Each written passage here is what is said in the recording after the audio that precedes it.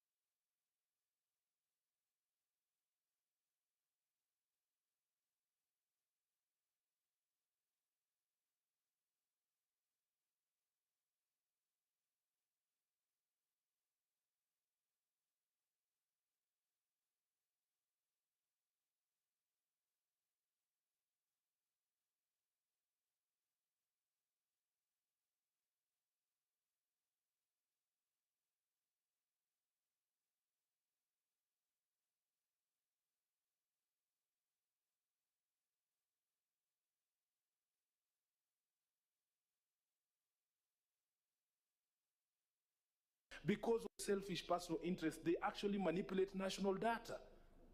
It doesn't, we don't have a country. Honestly, leaders, if we can have an officer sitting in the Ministry of Health who comes from Nairobi or Mandera or Kakamega, and because of their own parochial interests, they can actually manipulate serious data such as that, then I think we have a problem. We do not have a country. So for me, really, this engagement is important. We are not saying that you will go back to do the formula. We are just telling you that at the end of the day, you are talking to politicians, and we are getting into the second half of the term where we have to go back to the people. I will not put my neck on the line because of English. I will not. Thank you. Thank you, Senator. Senator of Kitui. Thank you, Madam Chair. Two things. I want to take cognizance of the fact, as espoused by Senator Roba, that actually the final decision on this matter lies with us. But Madam Chair, I also want to correct a narrative that we cannot ask questions to CRA because they have already done their job. I'm not sure they have. For the good reason, Madam Chair, that there is something that Senator Alwale has raised, the issue of income distance. I have serious questions around that issue, Madam Chair. Where has that thing come from? Where has it come from? And I want, at some point, the chairman of the Finance and Budget Committee to confirm to this House whether the report that was tabled to them by CRA contained that parameter. Or it just happened as an afterthought to fix a predetermined outcome. But I speak, Madam Chair, I am not speaking just for the sake of speaking, but I want the chair of CRA, who you are saying we cannot ask questions, but I will ask questions, Madam Speaker. What she presented today is still the shared view of the Commission? Or is there a dissenting view by the Commission on the same presentation? Because, Madam Chair, we must have full disclosure on everything. If you come to us in bad faith, then we'll treat you in bad faith. If there is a different view of the Commission in regard to the recommendations, then let that view be presented to us. Because then how are you going to make a final decision on the final formula if you don't have all the information that is in the custody of CRA? Lastly, Madam Chair, the Commission for Revenue Authority must never pretend that they can assign themselves constitutional roles that don't belong to them. The decision on how much money is given to counties in the vertical sharing of revenue is not the decision of the CRA. It is a decision that is taken elsewhere. So the simulation that we're going to have here, let's have a simulation of the figures that we have, because that's already what we have. To come and tell us that there will be another 30 billion coming, and I assure you that 30 billion will come, and no county will lose money. You know, the CRA now is actually taking up the position of the president. Really, that can never be. That assurance can never be given by CRA. CRA should just give us a formula that will deliver value to us. The decision as to how much money goes to which level of government is not the decision of the CRA. I thank you, Madam Chair. Thank you, Madam Chair. Thank you. It's good also to have the facts correct, that the Constitution says CRA is mandated to make recommendations. They are recommendations. So let's not belabor that one. Let's not remind them of their mandate. They have repeated it in their first slide. Madam Chair, don't protect the CRA. What they are saying is on record. They have said it on record, and you are saying it on record. Senator, just stick to what the Constitution says, because it makes us move forward. And then ours is to determine by resolution, as you have said correctly. So let's not belabor who did what and who said what. We know we are going to do it. Elge Marakwet, please. Good. Thank you, Madam Senator Chair. Elge Marakwet. Thank you, Madam Chair. For the last 13 years, Madam Chair, about 10 counties have been paying salaries only. There is no meaningful development that they've done. In fact, from what Senator Sifuna said, they might lose $1 billion on a school feeding program. I think Elgeyo Marakwet County might want to be part of Nairobi County, so that instead of feeding the children, you can give us that $1 billion to do development. Actually, we have been, I'm saying for the last 13 years.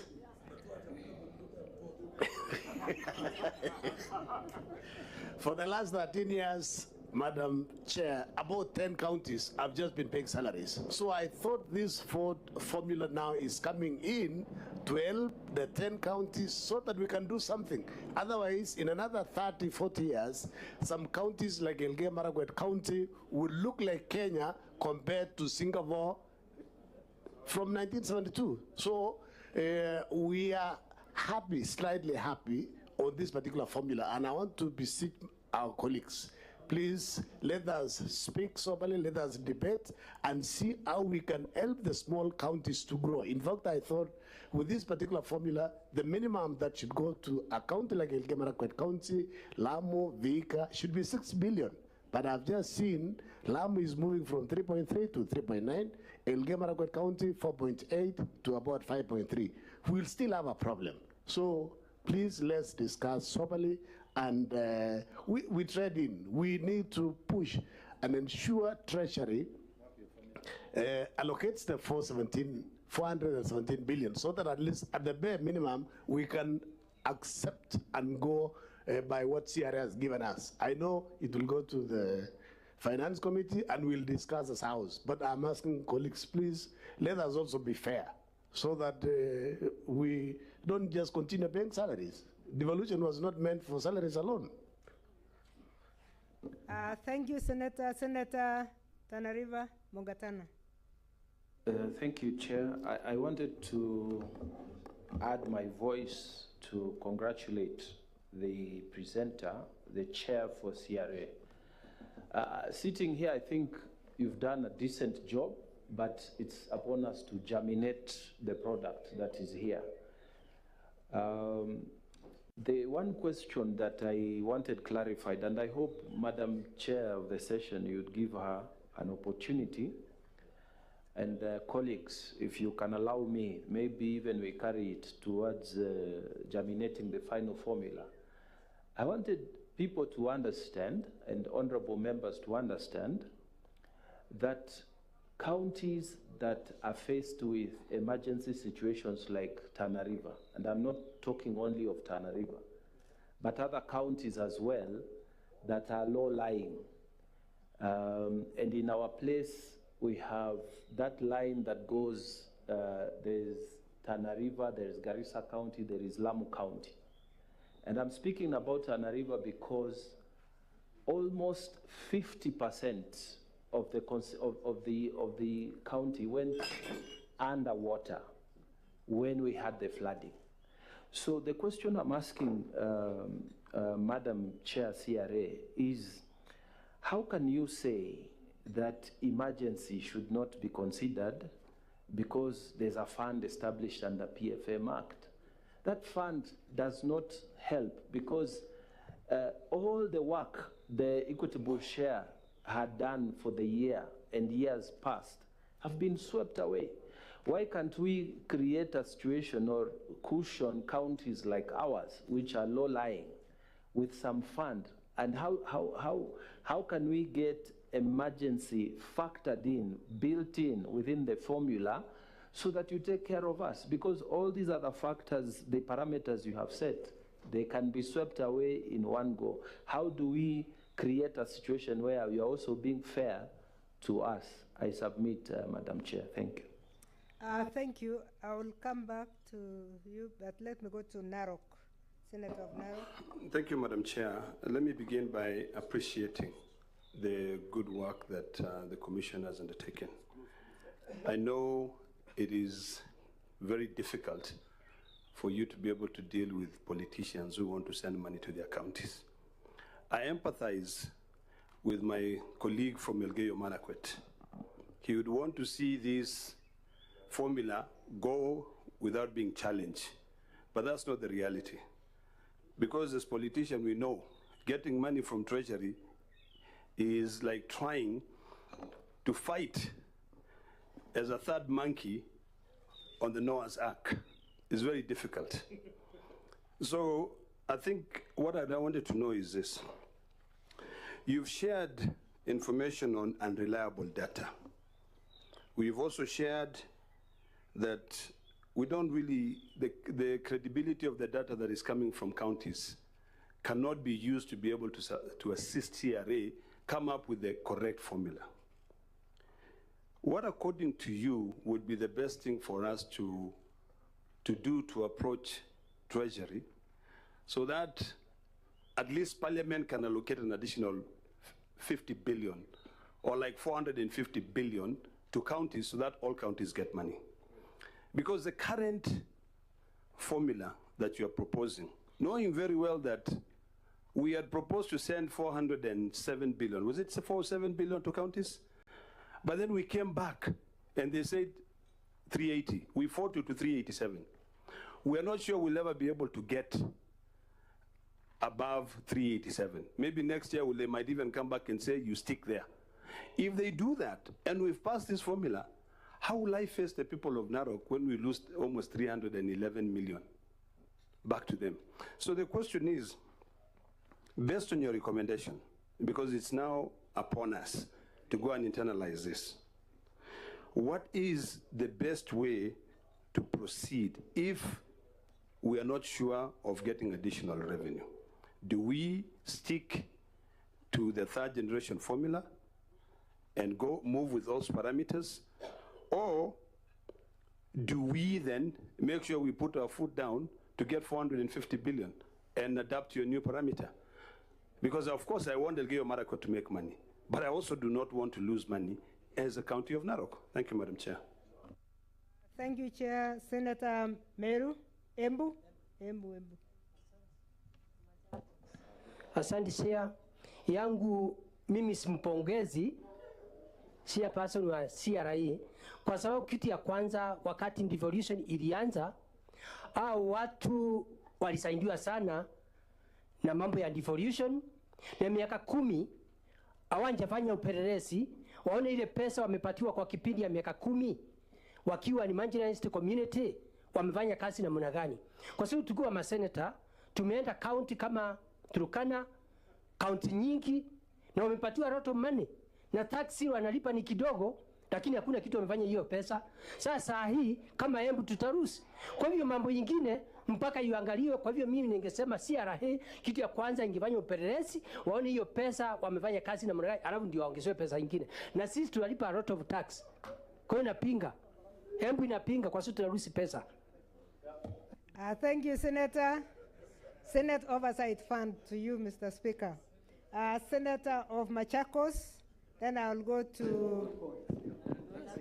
Thank you, Madam Chair of the session.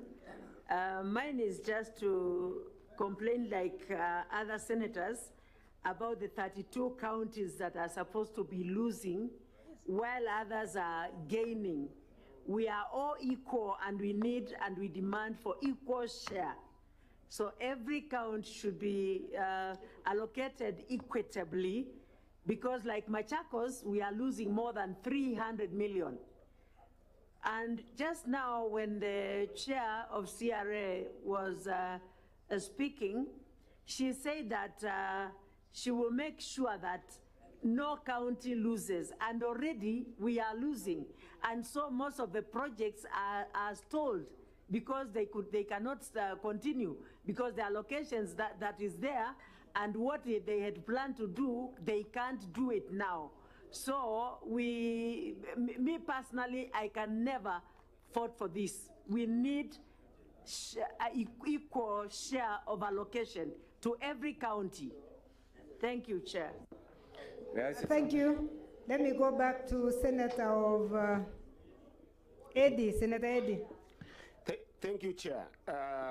Chair, I find myself in the same precarious situation, just like the Chair of Finance and Budget, because I'm also in the Finance and Budget Committee, and I'd given a lot of feedback when this formula was first presented to us by CRA. I appreciate the effort that the CRA has put, but I am a little bit disappointed on some parameters. And I'll say them. Honorable members, please let's listen to one another so that we don't repeat. Yes, if we allow members to be heard, especially the members of the committee that have already interrogated, it will help us move faster. So I'm just going to encourage CRA to be more scientific in this formula generation. And there are going just to be 4 comments that I think that I'll reserve myself to our position or my position, because we are going to, hopefully I'll be finance and budget and I'll help with this together with the chair there. But the first principle that I wanted the CRA to actually look at, because we talked about this, what do you use as a base year in developing this formula? The base year cannot be futuristic, looking at what you hope to gain from the vertical share in future. The base year can either be the first year of devolution or the current year that we are in. That's the first principle.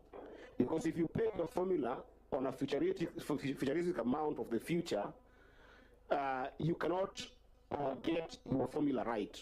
The gain that any county is going to get is not as a function of the formula, but as a function of increase in revenue that is not going to happen when the vertical share increase is registered.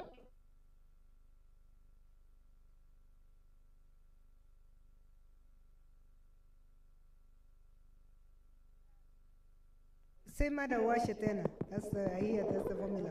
Hello, yeah, I think this is better now. Then the second thing that I scientifically wanted to interrogate, CRA has told us that we have a problem with data in this country. And then CRA has gone and ahead and introduced something called income distance. Income distance, in simple terms, is looking or comparing the per capita income of counties vis-a-vis the per capita income of the entire nation. Kept that simple. But you cannot get per capita income of counties without variables for why you are doing that. There has to be math. And the first math there would be, you have to show us in each county, did you look at their own source revenue as a result of coming with a per capita income? Did you look at things like compensations of all employees in those counties? Did you look at rent of the people in those counties? Did you look at all the royalties earned in those counties? Did you look at all the interest they make in those counties? And did you look at any other businesses like small enterprises in those counties that are not registered in the National Register? So I think that it is so untidy to even try to introduce income distance in this formula, because what you're going to do is that you're going to need the entire variables that computes what an income distance mean in economic terms.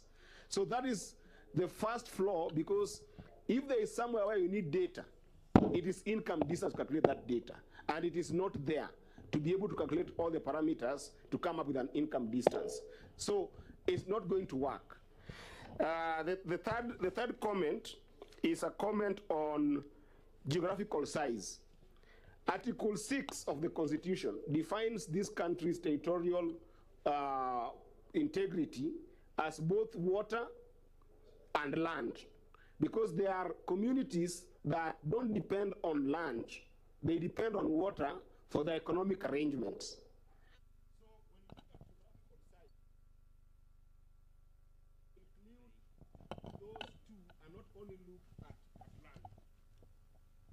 Were you able to look at water as a function?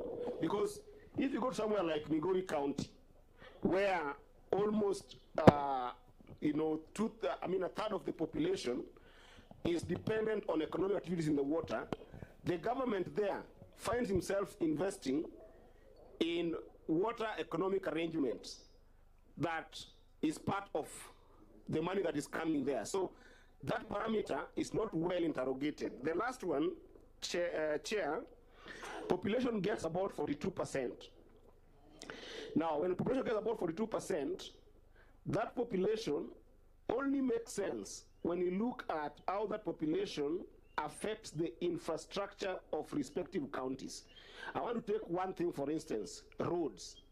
If you take roads, are you going to look at density versus distance, where, for instance, you'll go to some counties where density alone, you'll get that a county like Kisii, for instance. They might be making a small road from Soneka to Kisii town, but the density there might force Kisii County government to spend more money to maintain that road because of the regular use of that road, vis-a-vis a distance that's affected in Garissa, where you have invested in a road and maybe what will affect it is vagaries of nature like flood. So when you come up with 42% on population, how did you compute that 42%? So in conclusion, Madam Chair, I am urging CRA that maybe in future, or even as we're going to consider this, can we be more scientific on the numbers that we're coming with in all these formulas? Because without the scientific basis for them, then we are going round and round, and we would rather just maintain the current formula, but then fight for more money to come to counties, then we'll still be able to get more money regardless of the formula. Thank you, Senator. I'll go to Senator Kiambu. I have we have consulted with the chair, and she has accepted we take all your comments, then she can react once, because some of them are comments that belong to us actually. Senator Kiambu. Thank you very much, Madam Chair. First of all, I don't agree with those who are saying that this is just a proposal. And we should not question CRA. If they brought a good proposal, we'll applaud them. If they bring a bad proposal, we actually should even question their existence. So we should interrogate and dissect this proposal, because there's what we call institutional memory. For those who will come after, we'll have to follow the sentiment of the Senate. Madam Chair, I also want to note that this is one of the most important exercises that any Senate will carry. It happens once in 5 years. And if it happens once in 5 years, and you're living in times where some counties have been threatened with isolation, so this sharing of revenue should have that can you protect me, Madam Chair? We should have that at the back of our mind, Madam Chair. Point of order, Chair. That you discourage point of orders. Please, allow me to speak. Let's allow him to finish. When you have your chance, yeah, you can respond. Yeah, you can respond then. Madam, what I'm trying to say, devolution came to cushion counties. Came to cushion counties from any executive government that would want to undermine a specific region. So when we are talking about this exercise, we have to have that at the back of our mind, that sometimes we can have a rogue government. So we have to make sure that every county is taken care of. Now, having said that, my question is, there is one parameter they call income distance. And Madam Chair, income distance, if you look at it, is more of the poverty index, Madam Chair, because they are basing it on gross county product per capita. And if they're doing that, I am aware they have based it or benchmarked it with Nairobi. So, yet counties are autonomous.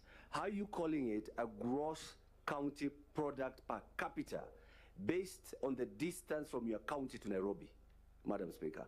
That is something that we need to interrogate, because counties are autonomous. Question number 2, the issue of land. If you look at the presentation that were given there, land in that formula was 8%.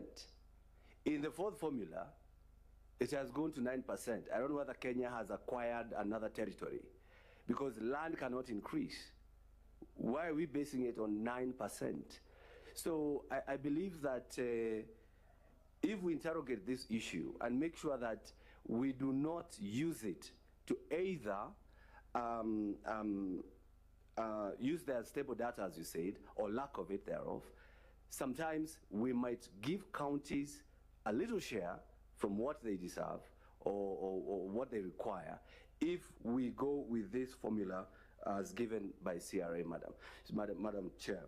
So, and I know this income distance issue, they borrowed it from India, Madam Speaker. But in India, it is a poverty index. So we are having two parameters of poverty index and income distance, which is talking about the same thing. So I do not understand, or I do not agree with those who are saying we should not interrogate this. It's just a proposal. Even Adani was a proposal. Thank you, Madam Chair. Thank you, Senator Gola Beatrice. Thank you, Session Chair. My observation to the Chair, CRA, is that I'm amused that in this country we can say we lack data, especially when I look at the parameters on water and sanitation. I think that is not being honest, because we have engaged these sectors at particular times and they're able to indicate the data of availability of these resources up to village levels. So the water secretary has at some point presented those data. How comes we have no data? Unless, Chair, the indication of the lack of data is meant to create a vacuum for somebody to do as they want. And two, Madam Speaker, I want to get what is the take of CRA on this affirmative action. I know the Senate has voted against it, but I can say recently I was in Marakwet, and you could see that offering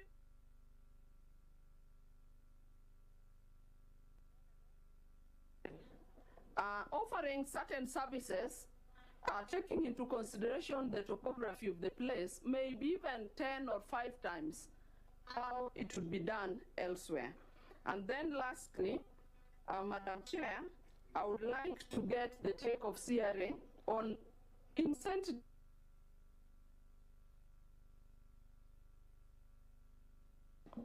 use of incentives as a way of allocating resources. That is, if a county is able to use as expected or not, are they able to introduce incentives?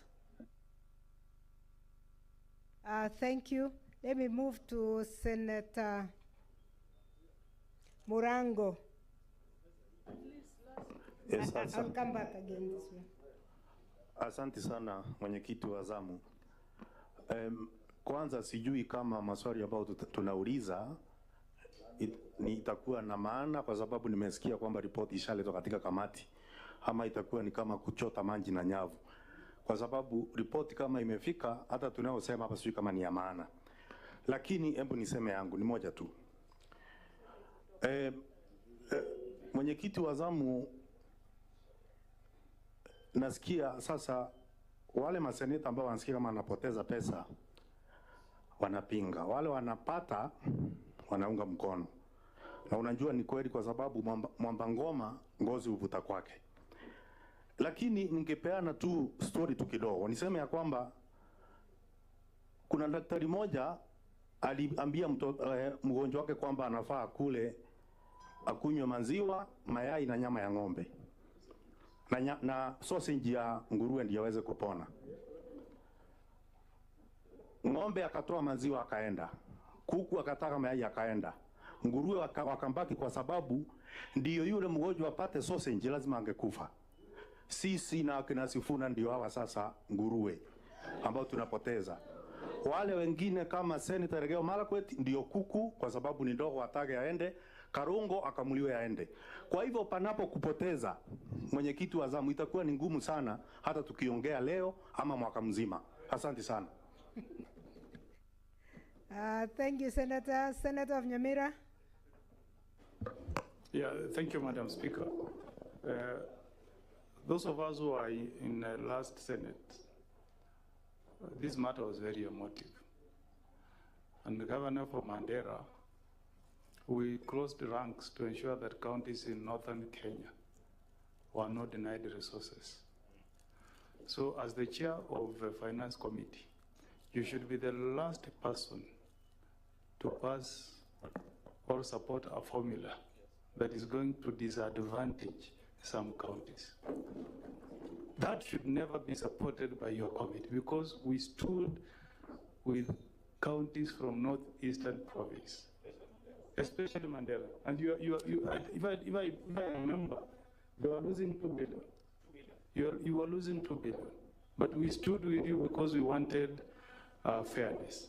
And the chair of CRA, if you read Article 2 or 3, the first parameter that should guide you is to ensure that counties are able to perform their functions. That should be the guiding.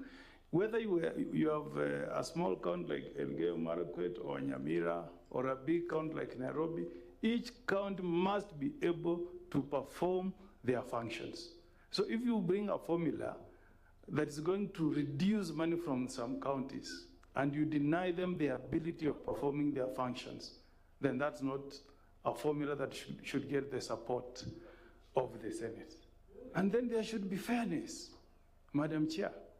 You know, if you do a calculation between, just pick 4 counties. If you pick Garissa, Mandera, Wajir, Marsabit, the increase of 30 billion, these counties are disappearing with about 7 billion. An increase of 30 billion benefiting 4 counties only. I don't think that is fair. So we need a formula that, you know, Senate is there to protect all counties, all governments. We are not here to say, if Nyamira is getting, then I should not care about Kericho. No, we want to defend devolution. Then number 2, honorable senators, you know, we have counties where governors have never cared to understand that fiscal responsibility, how you use money, is a factor that should be used in sharing resources under Article 2 or 3. We have counties that have never responded to invitations by a number of our committees. But when you read, even summons. But when you read your formula, there is nothing about fiscal responsibility. I mean, this is the time that we should show that we have teeth. If you don't come to us, we should include a formula on fiscal responsibility. If you are not able to come to the Senate and defend your reports, they have moved from qualified, some are now adverse, but they are getting money again. I mean, that is being irresponsible. Chair, I thought we would, in this formula, introduce a parameter, even if it is 0.3, on fiscal responsibility, so that counties whose governors are not appearing before the Senate, counties where we have adverse reports, they should be punished. So I finally I hope, Chair, you can give a minute. I want to understand the science. This thing you have introduced called income distance resources. You know, I thought what should concern us is to ensure that resources go to people. We want resources go to people because we are not sending money to distance. It's for people to get services. So what is this formula called income distance? That imetoka wapi? And how does it translate to resources going to help people who reside in those counties? But I think we should not accept a formula that is not fair, that is glaringly disadvantaging some counties. Even if I'm not in the category of those losing, I want to stand with all the 47 counties so that there is equity and fairness. So I hope you will just spend, even if that will not change, Madam Chair, let us understand, because when you go to the House and we want to tweak and change this formula, let us at least have the benefit of having been explained by CRA how they arrived at the formula that is before us. Thank you, Madam Chair. I'll go to Majority Leader, then I'll come back to Narok, Kajiado. Can I proceed? Yeah, I'll come back. Will it be better for you, Majority, to listen a little bit more?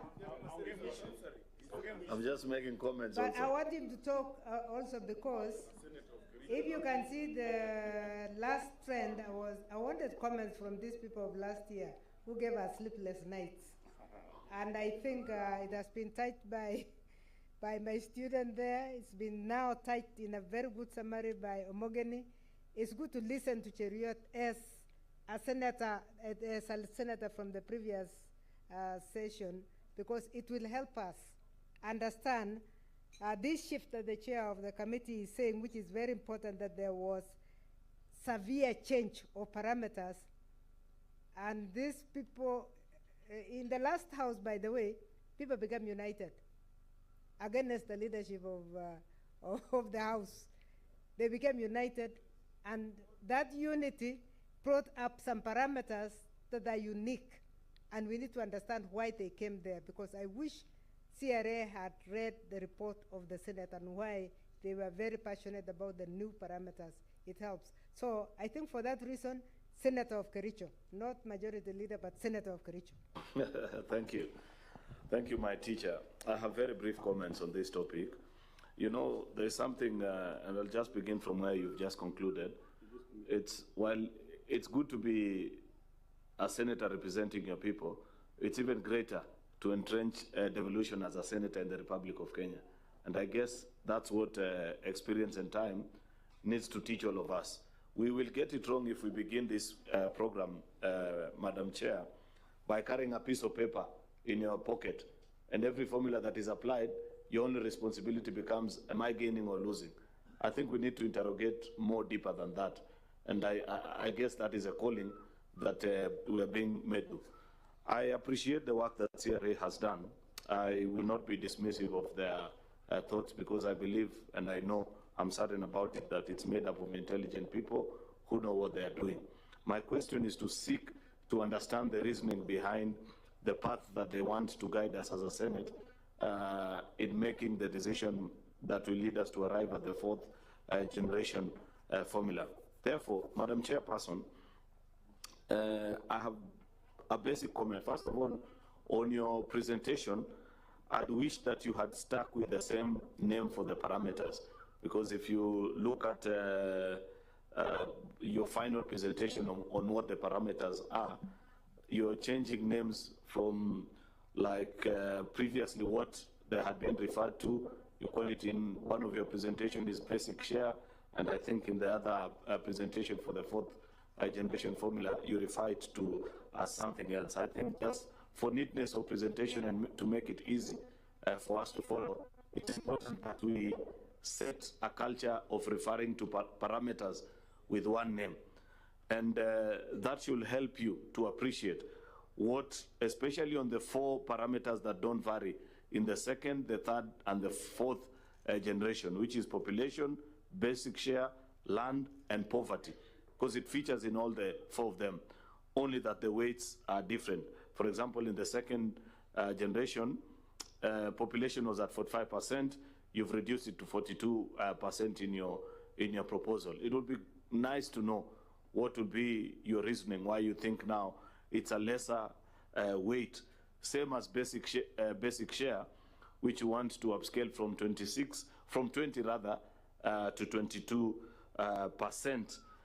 This discussion about capping and uncapping of land size is a very complicated conversation, especially now that you want to grow the land weight from 7% and it being capped to 9% of geographical size, and in your formula is not clear whether you are capping or not capping it. I'd wish to hear your thoughts about it. On the issue of data, you know, CRA is not just another commission.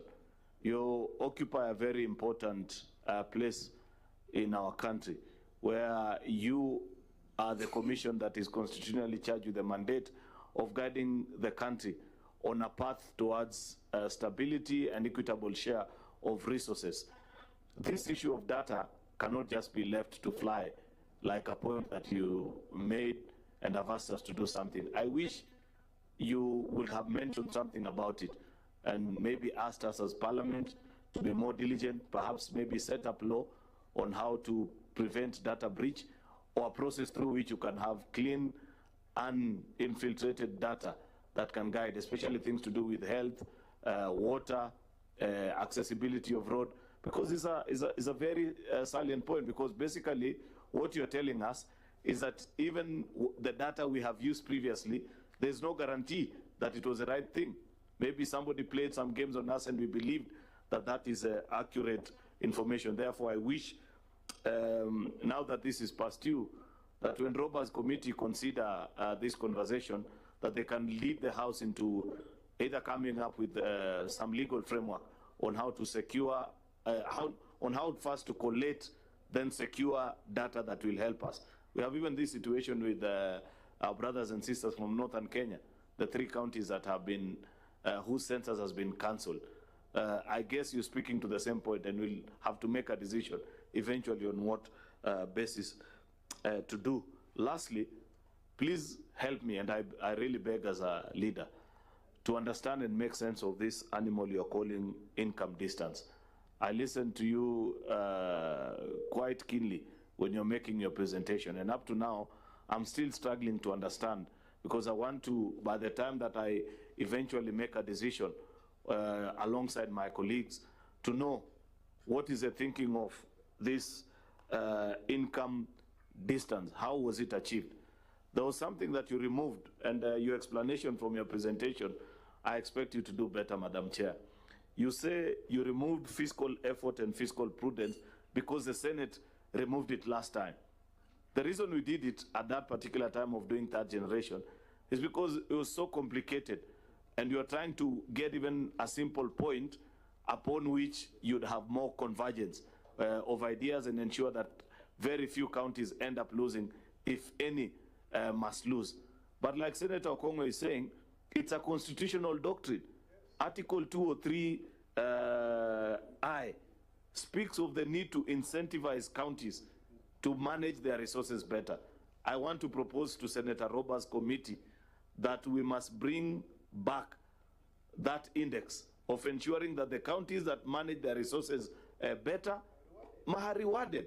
Those that do it poorly, you don't collect on-source revenue, you don't manage your books properly, they must be punished. So that, because human beings, they respond to either the carrot or the stick. Thank you, Madam Chair. Thank you, Senator Tobiko. Then I go to Senator Nyeri. I'm sweeping this way. I'm coming this way. I will be there.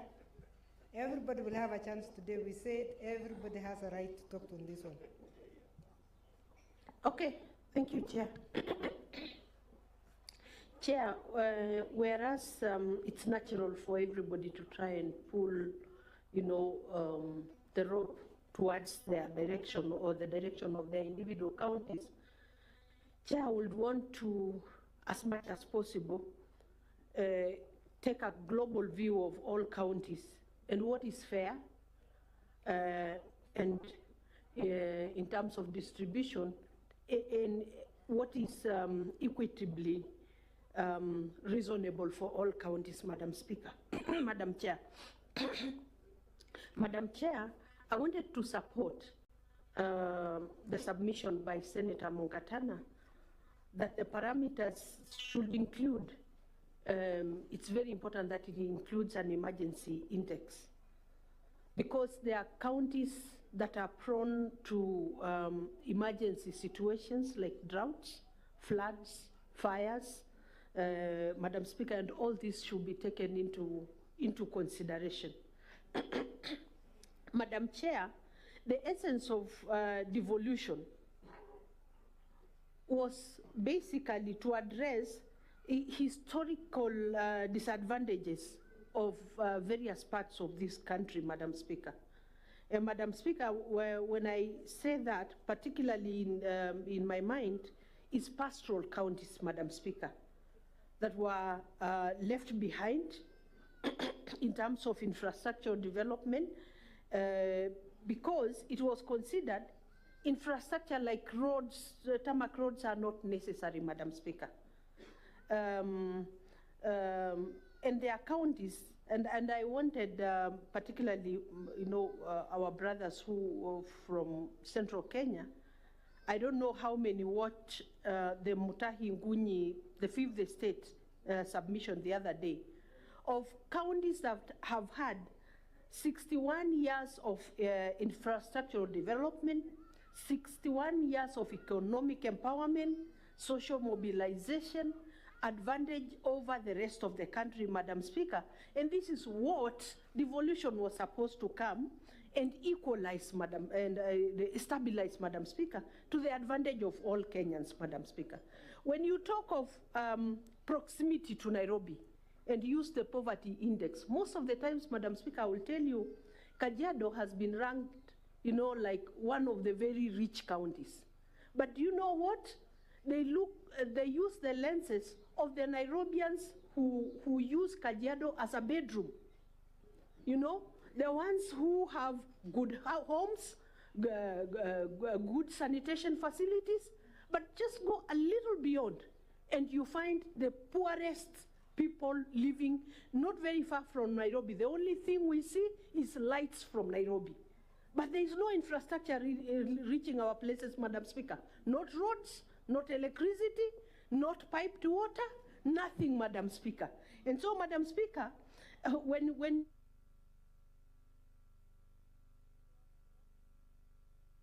off and on?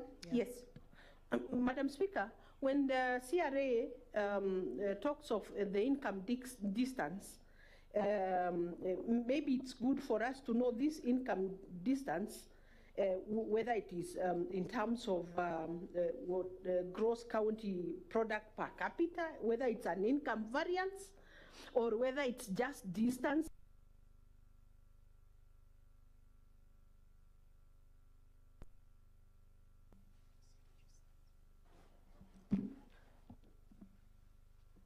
Because, Madam Speaker, for some counties like Kajiado, our proximity to Nairobi has disadvantaged us.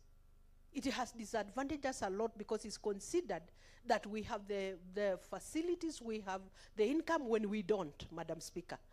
So, Madam Speaker, it will be very good if this income distance is specified, whether it's an income variance, and also know that those who are earning well in Nairobi are looking for spaces elsewhere, but it doesn't mean the rural population is benefiting from their presence in our counties, Madam Speaker. So it's good that we are clear on what is being used, Madam Speaker. Thank you, Madam Speaker.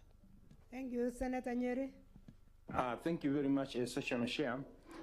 Most of what I could have wanted to raise have been said by my colleagues, but there is one thing that I thought I could have expected to hear from the Chair CLA, and that is on the population growth, how that has been put in.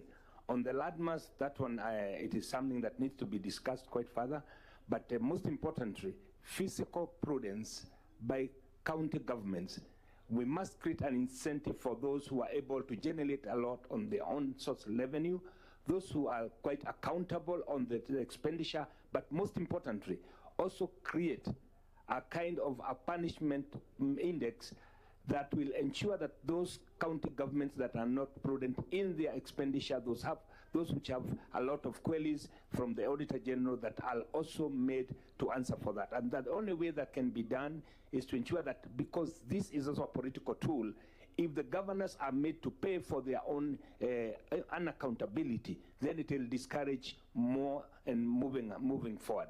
Because it is, of course, a question that we keep on asking ourselves, 10 years after devolution, what is it that can be shown by some counties. While others have done very, very well, there are some who have done very, very poorly, not because they don't get the resource allocation, but because there is a lot of misuse. And I think these are some of the issues, and I think Senator Roba, these are some of the issues that we must look at. We know we have governors who are supposed to appear before us, and they do not because they don't think that the Senate is important. This is now the time to show them that physical prudence is important when it comes to the allocation. Thank you, Session Chair. Thank you, Senator of Taita Taveta. Yeah, thank you, I'll come Madam back to Chair. Maria. When we are doing the third basis of revenue sharing, we had agreed in principle that no county should lose money. No county should get less money than what they received in the previous year. That's what we agreed. In 2020, when we were doing the third basis, we were in a very unique situation because then the parameters were changing and the variables were changing. We were using 2019 census data, yet the previous year we were using the 2009 data, so we were in those problems. I think having agreed that no county should lose money, the second thing should be there are those very small counties that get very little money, making the counties almost not viable. The counties of Tharaka-Nithi, Taita Taveta, Elgeyo Marakwet, Lamu, Isiolo. There has to be a way of cushioning them. Maybe ring-fencing some little money to make sure that these counties get extra coins to make them more viable. Madam Speaker, I don't know how would, Madam Chair, I don't know how would do that, but there has to be a way of cushioning them and having them get slightly more money. And there should be a parameter, Madam Speaker, for those counties that are ravaged with human-wildlife conflict. I don't know how we'll do it, but it's really problematic because we get a lot of income from tourism as a result of wildlife. But in the parameters, there's nowhere where we put a parameter to cushion the counties of Kajiado, Taita Taveta, because they are ravaged by the issue of human-wildlife conflict, Madam Speaker. So that would be my submission, that let's look for a way of getting a parameter to cushion the areas and regions that face human-wildlife conflict. Number two, we need to cushion the counties that get very little money, making the counties almost unviable. Thank you, Madam Speaker. Chair. Thank you, Senator Mariam. Thank you, Madam Chair. Mine is, first I appreciate the work of Sierra, and on that proposal of this, what we are discussing now, it originated from a stakeholders proposal, the parameters. On that parameters, you have analyzed it, and one of them you have omitted is infrastructure needs, which is not there, which you have omitted. My question is this infrastructure needs you have omitted, is it the same as this income distance? Because distance means roads. So my opinion, I suggest that these are structural needs, because in our county we need structural roads like roads. So in that scenario, your parameters, you have omitted that the needs people have, and you put the income distance. So my question, my opinion, my suggestion is now if we can suggest on changing to the road infrastructure needs instead of income distance. That is my opinion. Thank you. Senator, let me go to Senator Osotsi. Thank you, Session Chair. I think, as Honorable Sifuna has said, as ODM, we have taken a position that no county should lose money. That's our position. Whatever formula we come up with, no county should lose money. Having said that, I also want to support Senator Mogeni and I think Senator Wamatangi position, that even as we push to send more money to our counties, we should not forget a very important thing, which is fiscal responsibility. I am looking at the counties which have gained money, and where I sit as the chair of CPIC, and Senator Kajwang also agrees with me, those are the counties where corruption thrives. So I think as a Senate, even as we push hard to send more money to our counties, we must also ensure that fiscal responsibility is one of the factors that we are going to consider in this formula. Lastly, I also represent a small county, and I want to congratulate CRA. For the first time, this challenge of small counties has been taken care of by CRA, only that it's too little. And I think it's integrated in the equal share. That's why the equal share has gone up by only 2%. I think we need to look at this matter critically, because it is becoming unviable to sustain the small counties. For example, in my county, they have a development budget of less than 700 million. What can you do with that? Even CDF from the 5 constituencies combined, they have more money than the governor. So I think as we think about monies to our counties, as we ensure that no county loses, we must also help those small counties so that they are sustainable, because they all inherited the same staff establishment as big counties. And it's so difficult to run a small county, especially if you are in close proximity to a county that gets a higher allocation. For example, Vihiga County is proximity to Kakamega County. They think the governor is not working. But because the governor is not able to do the same things that Kakamega can do with their large allocation they get from the exchequer. So I think, colleagues, we would be making an appeal to you to also think about the small counties, as Senator Overgeo Marakweta said, because this is not sustainable. Thank you. I'll go to Senator Oburu.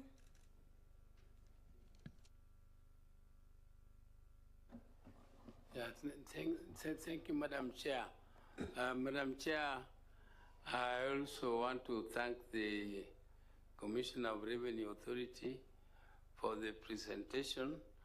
And Madam Chair, it is important that we don't keep on introducing new language and new formulas before we successfully and effectively implement the ones which we have. For instance, this equalization fund, when it was presented to us last year, I was quite concerned that the CRA was recommending allocations to some counties which don't deserve that fund at all. And yet that fund has a time limit. It is not a forever fund which is going to be incorporated in our budgets forever. It was meant to address the issue of inequality in allocations, in development, which was as a historical injustice meted out to some counties, particularly the ones in northern parts of our country. And this money was specifically meant to bring equality in development. And when the formula is presented to us, and even the counties you see benefiting from the fund, they are not actually the ones which should benefit from the fund, some of them. And I'm wondering, Madam Chair, now that that one is going to be wound up, now you have come up with income distance, which to me, it's replacing the poverty index. And the poverty index was a very well thought out formula, which I don't think should disappear it should disappear and replaced by a language which we have not weighed very well, which we don't understand, which is applicable in other jurisdictions. But in our country, it is coming up as a new concept. I don't know whether it is exactly replacing both poverty. There's food poverty and absolute poverty, and this county poverty index and so on. So together taken, why don't you even rationalize that poverty index instead of introducing another language which is confusing?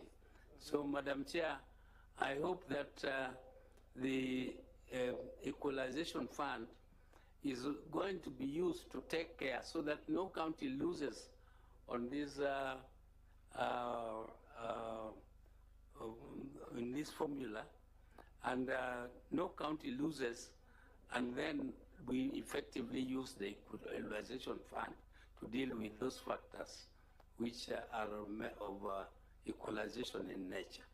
Thank you, Madam Chair. Thank you, Senator. Senator Wasingishu. Hi, Senator. Thank you very much, Chair. First, let me start by thanking CRA for the job they have done, but first say that as a Senator for Wasingishu, having looked at the formula and seeing that we are gaining in terms of the new formula, but I would like to say that I think our position as the Senate, and it is important for devolution, is to ensure that no county is losing. I think that is the basic formula we would like to see as a Senate, that ensure that there is no county that is going to lose money so that another county can gain. Number two, I do support the need for reintroduction of the fiscal responsibility parameter, because that is what ensures that the money that is sent to counties are actually used for the purpose that was intended, and it also shows prudence and evidence that the money was properly used. But on the parameter of increase on own source revenue, I have an issue in terms of consideration of that parameter, because in the past, from experience, you would find a county that has increased its own source revenue by just 10 million, and that was their target, and it is perceived to have done extremely very well, and they get the funds or the reward for increase on own source revenue. But you would find counties that have increased their own source revenue by 300 million, 400 million, but because that was not the target, they then don't earn from the increase of own source revenue. So there will be need, if that parameter is going to be used, for further detailing of how a county then qualifies in terms of the increase of own source revenue. Finally, on the issue of small counties like my neighbor Elgeyo Marakwet County, and I think of other counties like Lamu and others, Madam Speaker, in my view, I think as a Senate, and for purposes of making sure devolution works in all parts of the country, and knowing very well that there was a very good reason as to why those counties had to exist, however small they are, that then I would suggest that there will be need to review the equitable share from the current figure to probably every county should get an equal share of at least 6 billion. The rest of the money then can be applied to the formulas and the parameters that are part of the current formula. Finally, I would, well, I know CRA is not the right entity to ask, but maybe any one of us, probably the chair of lands or the chair of security will tell us whether counties like Migori, Lamu, where do the boundary of Lamu County lie? Does it lie in the international boundary in the waters of Kenya, or just the land?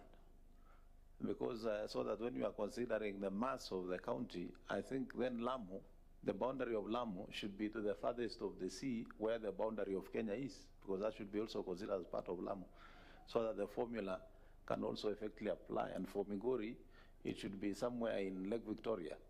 And so I know that might not be serious, but if somebody could have some information, probably it will be useful to also know. Thank you. Thank you, Senator. Honorable Senators, we still have 2 topics, and I don't want us to take long, but the final person is going to be the DS. Before I ask the 2 to make their last comments, which will be very, very brief. So, yeah, DS. Mine is very brief, Madam Chair. I first of all want to thank the Chair CRI, because of course she has introduced new terms that are used in the US and other developed world, especially the income distance. This is a new vocabulary which you have introduced. So we thank you at least also for giving us a report to discuss. That is a milestone. I was very happy when you presented and you said there is no county which you lose, because that is the spirit of our Senate and the spirit of devolution. But when you computed your simulations on a projected figure and ambitions of 417 billion, myself I asked myself so many questions. Where do we get the 417 billion? I participated in the mediation committee when we proposed, I think CRI proposed 410 billion, Senate and 415. So I participated in the mediation committee when we brought it to 400 billion. Later on, it went again back to 387. So in principle, I will also support a position that no county should lose even a coin. It's better we fight for more allocation from the treasury, so that we get more allocation even up to 400 billion, so that every county at least can have an additional income. I want to slightly differ with the senators who are suggesting that we punish counties because of misappropriation of governance, those with undated queries, those with the poor absorption of development funds. When we slash money going to the county, we are not punishing the governor.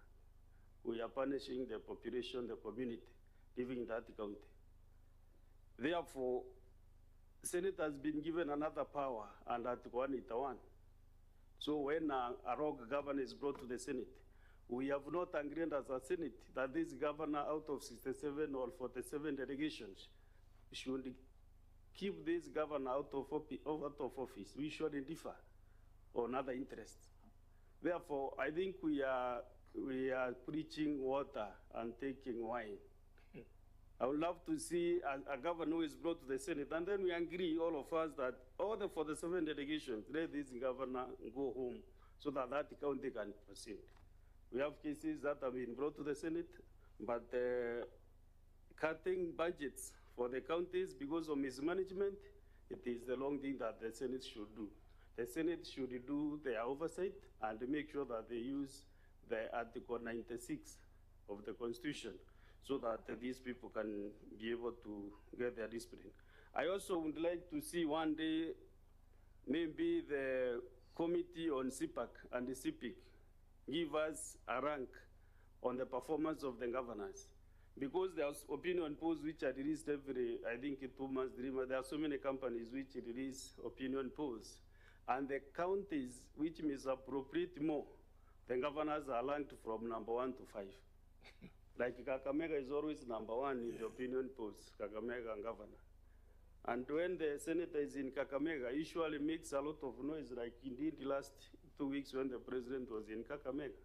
So I think if CPIC and CPAC can be giving us an analytical data, including even actually the control of budget, actually she knows which county absorbs better, which one does not, the development funds, also the Auditor General, Office of the Auditor General, because they interrogate audited accounts of the counties. These are the people, the offices, which should be giving us the opportunity to interrogate all these issues. I'm happy that Senator Mungatana mentioned that there are specific issues, especially in counties, in Lamu, Taita Taveta, because of OneDrive, and also, which is this, Tana River counties. These counties should be looked at in a different way, Madam Chair, and a formula to be adopted, because even our county mayor, for example, we have a lot of cases on human OneDrive conflict. I think you can see there is an elephant which chased a person yesterday in Meru, and it killed that guy instantly yesterday. So these cases are always there. KWS has failed. If this money can be left even at the county level, at the county treasury, so that every county can sort its own issues. If it's Taveta, which has historical issues since I was a member of parliament in 2013, there are compensations which are still not effected. So, Madam Chair, thank you for the opportunity to interrogate your report. And don't feel discouraged. This topic is very emotive because it touches on the counties and the politics mixed together. So don't feel discouraged, and your commissioners. Endeleeni kufanyia Wakenya kazi vivyo hivyo mnafanya. Asante sana. Thank you very much, our DS. You have given a very good summary of quite a number of issues that have come up. Honorable Senators, we are now at the tail end. This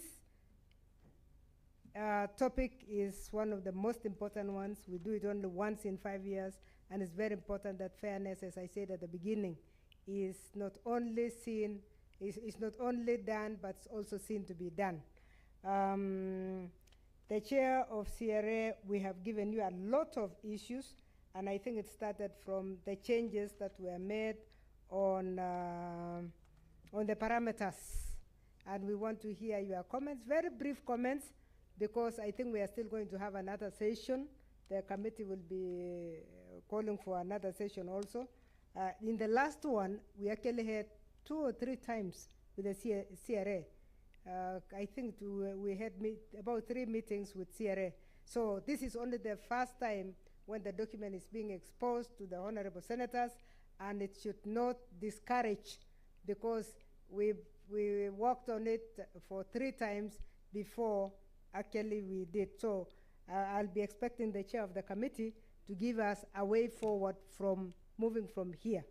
But because I don't think we are going to answer all the 25 senators who have participated, we would really expect you to clarify where there was need for clarification. The main issue is the changes in parameters, changes also in the titles that have been used, because if you shift names, it goes with some values are lost, some values are retained. So we would like you to make comments on that one. But I still think the Senate recommendations of the third formula would be very useful.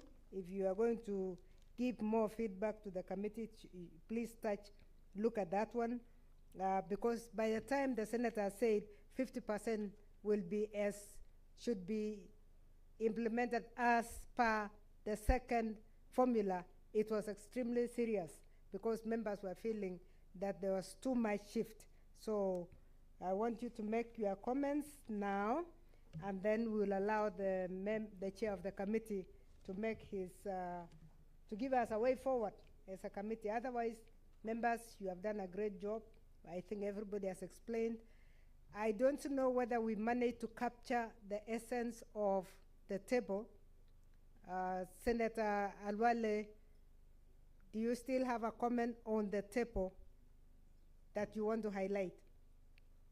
Because when the table came, but you had an issue on the formula that came out. If you can mention that, it can also go into records. By the way, everything we are doing is being recorded so that the next meeting will be better than today. Thank you. Thank you, Chair, for that brief opportunity. I will not repeat myself, but just confirm that since we are retreating to the Committee of Finance, we will be able to come out with the proper tables. I take the presentation from the CRA as just one of the views that will inform the Senate when we are now working on this formula. Thank you. Thank you very much. With those remarks, therefore. a brief comment. Before she Yes. makes her remarks, yeah? Actually, after she makes her remarks. Yes, Sorry. I think yours is after Yeah, she makes. after. So, Just one point. Because I challenged the issue of income distance, I would like to repeat that much as I was informed by the fact that there are no states in Kenya, but even if we wanted to use that parallel to apply to counties, we run a very dangerous risk.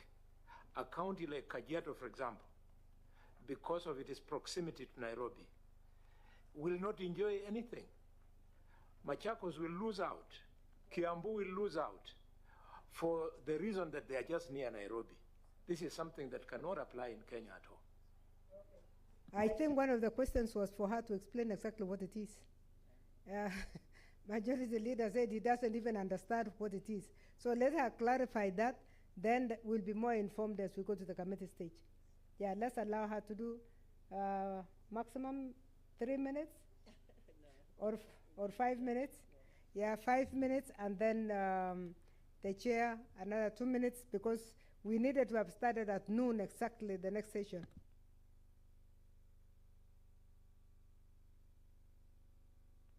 Thank you, Professor.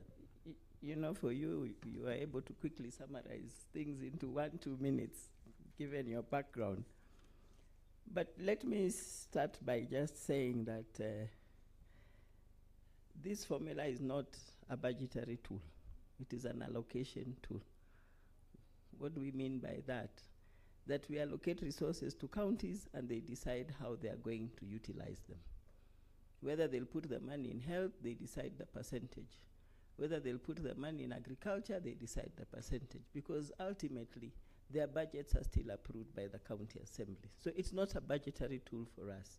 It's a tool to ensure the counties get resources and they share them out to their respective areas of priority. I want to quickly request I want to start with the director, because we were told to be scientific. She will give you the scientific explanation of income distance. And just for clarity, Director, please start coming forward. Or you will respond from there? I thought it would be better here. I think you better come forward. It is not the distance in kilometers, as you will see. It is not the distance in kilometers. So Kajiado, be assured, being a neighbor to Nairobi, you are not a victim. Thank you, Madam Chair CRA and Honorable Senators. We appreciate your comments. I would give an explanation of a definition basically of what is income distance. It is not proximity to Nairobi. Article 203 requires the Commission to consider developmental gaps and income or inequalities or disparities among counties. We have a measure called our national GDP. So if you want to know between Kenya, Uganda, Tanzania, and the US, which is the most developed country, you look at the country's GDP per capita. Now, the Kenya National Bureau of Statistics has calculated the GDP, which is the gross national product for Kenya.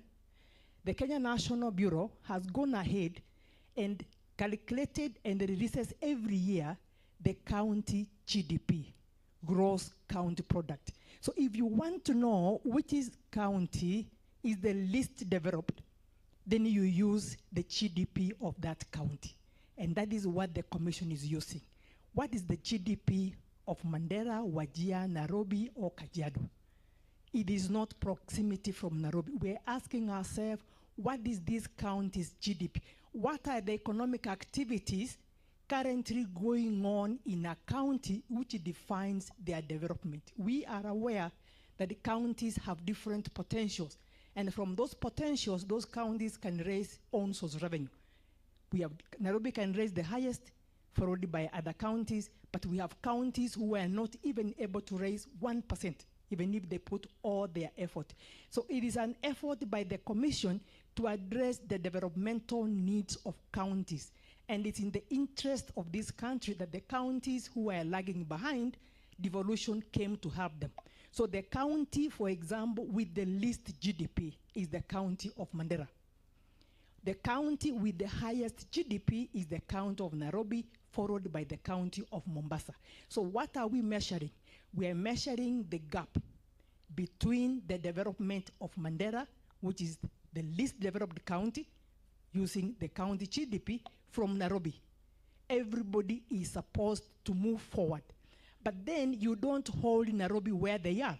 So when you subtract Mandera from Nairobi, you have a gap. And the gap is maybe 0.67. Now, when you subtract Nairobi from itself, you get a 0. You don't allow Nairobi to get stuck where they are. You give Nairobi the gap of the next county, which is the next developed county, is the county of Mombasa. So Nairobi and Mandera have the same distance, which is 0.26. You use those gaps to calculate an index. It's on basis of that index that we are allocating counties money. We are trying to correct for the developmental gap, which is part of Article 203. Now, the question we are asking here is anybody losing the money? Nobody's losing the money. Now, we have borrowed, yes. If you look at our formula and our constitution, we have borrowed from the other countries. South Africa has been here with the formula. The second commission borrowed the sectoral approach, the formula from South Africa. Now, the first commission, which did the first two formulas, borrowed their formula from India. The commission has gone for also benchmarking, and the senators, you raised correctly, that the shift between the second formula and the third formula was so huge. And that is why the Senate, in their own wisdom, tried to use the second formula to stabilize the third formula. Our chair has demonstrated that if you look at the sectoral data, and there is no problem, we have given you all the data. If you update the data, even if you remain with the third formula, you have to update the data. You have new data. The moment you update that data, you saw a county whose numbers were 200,000 away from the road. That count has gone to 600. That county will gain a whole billion. How do you do that? You have a county whose numbers for health, because we have the health parameter and it has come up, you look at that parameter, a county with the highest number was Kakamega. Now, you look at the current number, the number has come down from 800,000 to 80. If you update the data, that county loses 2 billion.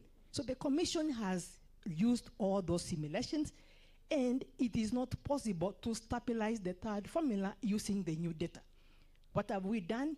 We have taken almost 90% of the second formula, which is what the Senate used to stabilize the formula. But then the issue here, income distance, it is not proximity in terms of kilometers. We are trying to correct for the developmental gaps among the counties. You have asked, why have we changed how we define the parameters remaining similar?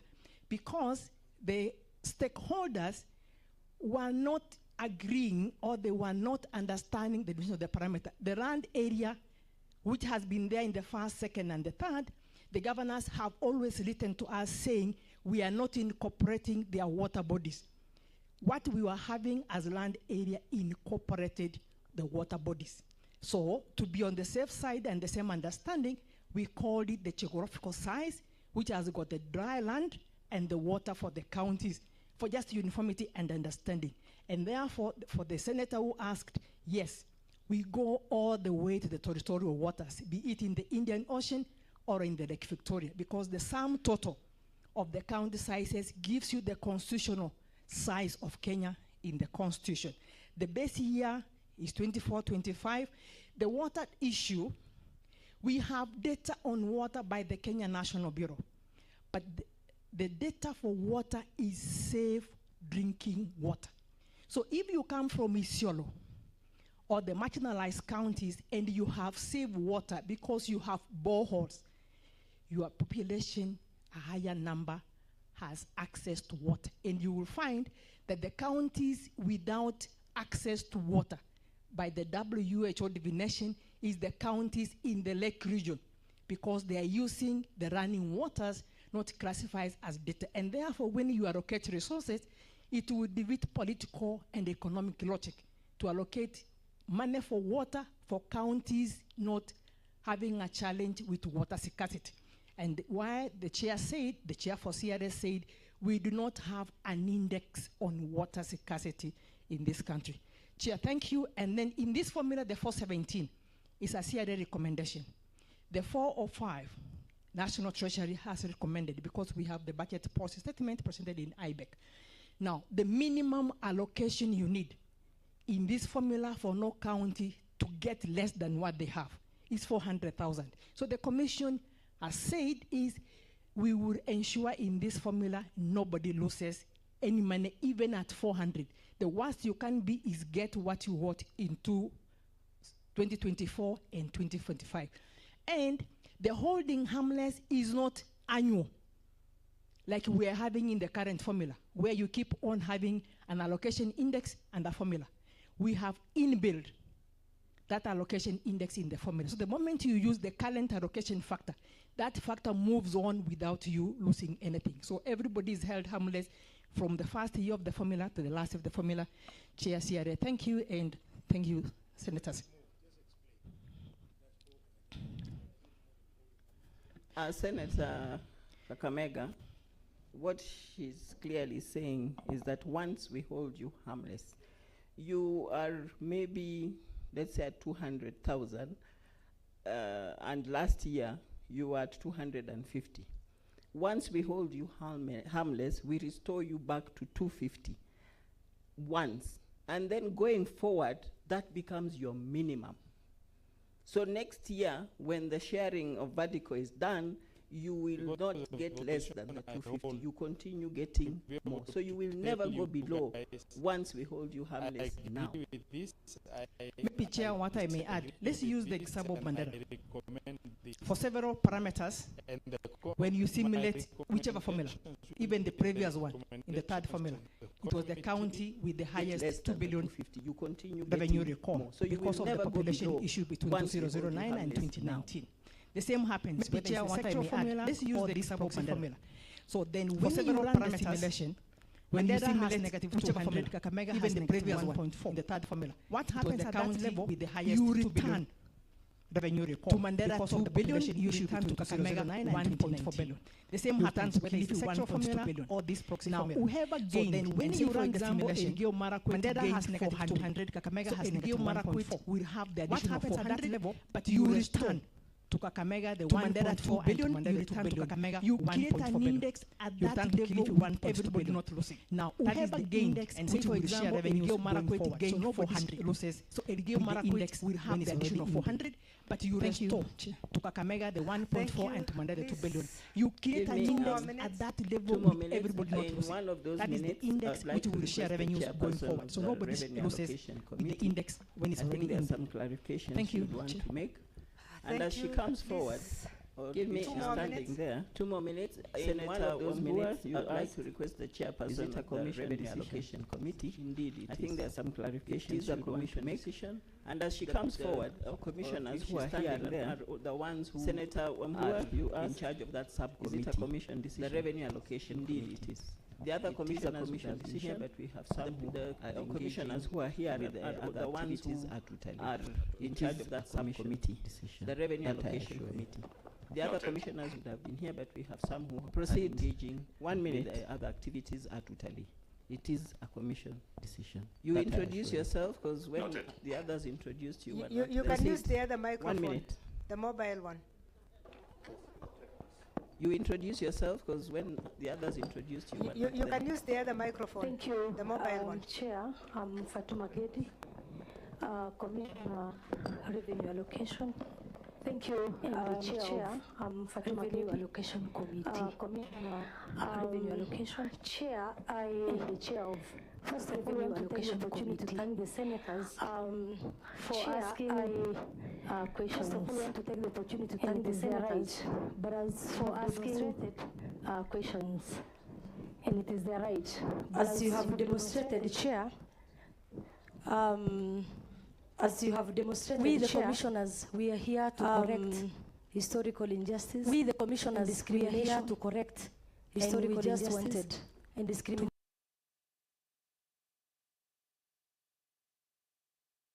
have everybody, just and that is what we have presented, to have Chair. Everybody on board, and that is what we have presented, Chair. The reason why we have moved away from sectoral, you've again demonstrated moved away from sectoral, you've again demonstrated. So again, I want to plead with the senators in the House, plead with the senators in the House to follow up with KNBS, so that this country can have accurate, reliable data. That is where the problem is.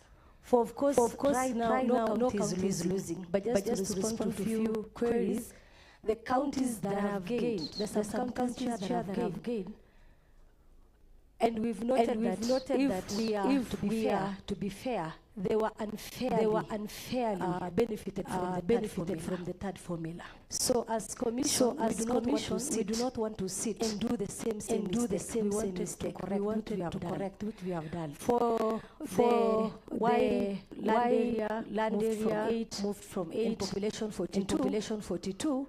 Honorable senators, the population in the third formula was duplicated in all the parameters. Health, agriculture, poverty, it's a number of poor people. So again, you have to balance this country. And again, the other challenge was the small counties. Right now, in our formula, the biggest beneficiaries are the small counties, like Vihiga, Tarakanidi, Elgeyo Marakwet, those who have been really crying for additional allocation. So, Chair, mine is just to persuade the honorable senators that the powers lies with you. Ours is just to recommend. But again, we have to be very objective. We don't want to look at my county is losing, or another one is gaining. Let's look at the entire country. They are the half and they are the half. So let's balance all that and we move forward together.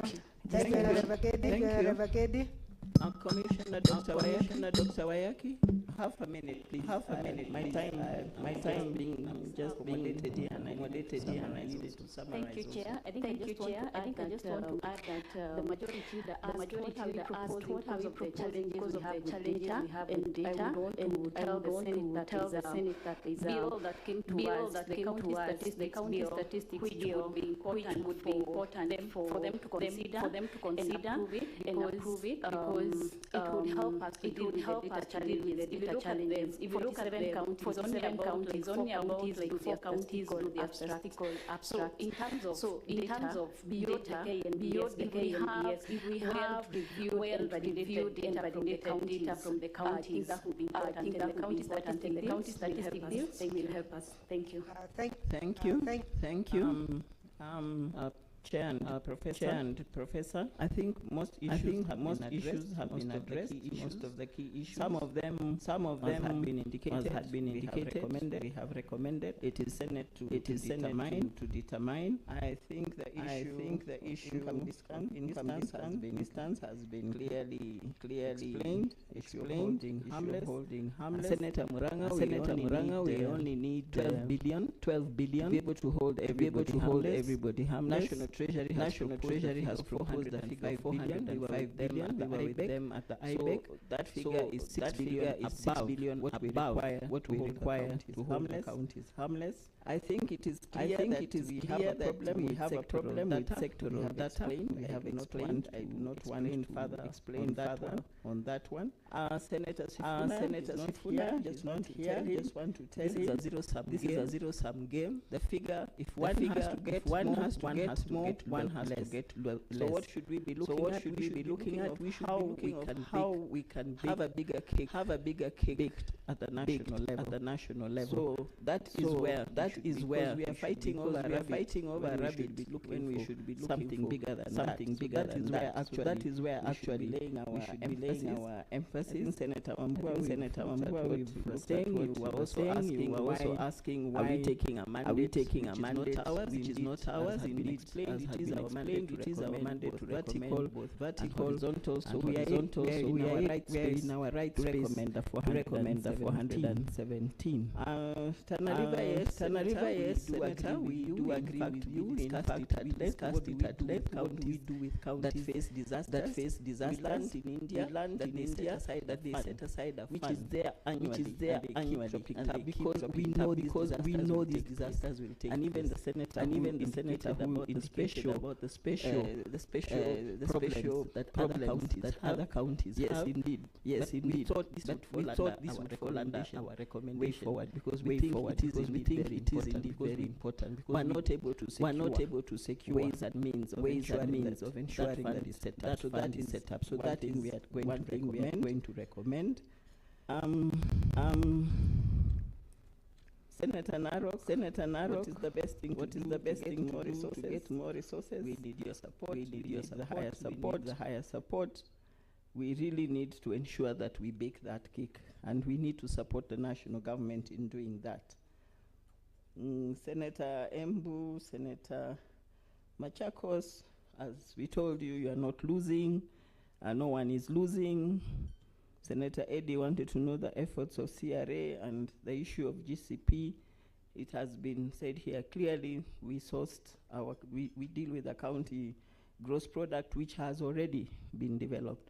So by the time it is being given, we are picking it, it has already factored all those factors you were talking about. On the issue of geographical size, it has come out clearly, yes indeed. It includes the territorial waters, it's not just the land. On the issue of Senator Kiambu to cushion counties, and then there was another issue of cushioning small counties. Indeed, please in this summarize, formula, because a number of the items had been touched by your colleague. Yes, we have actually cushioned the small counties. So don't touch all of them. What Senator Magina asked again, Article 203, that has been clearly explained. Basic share, indeed.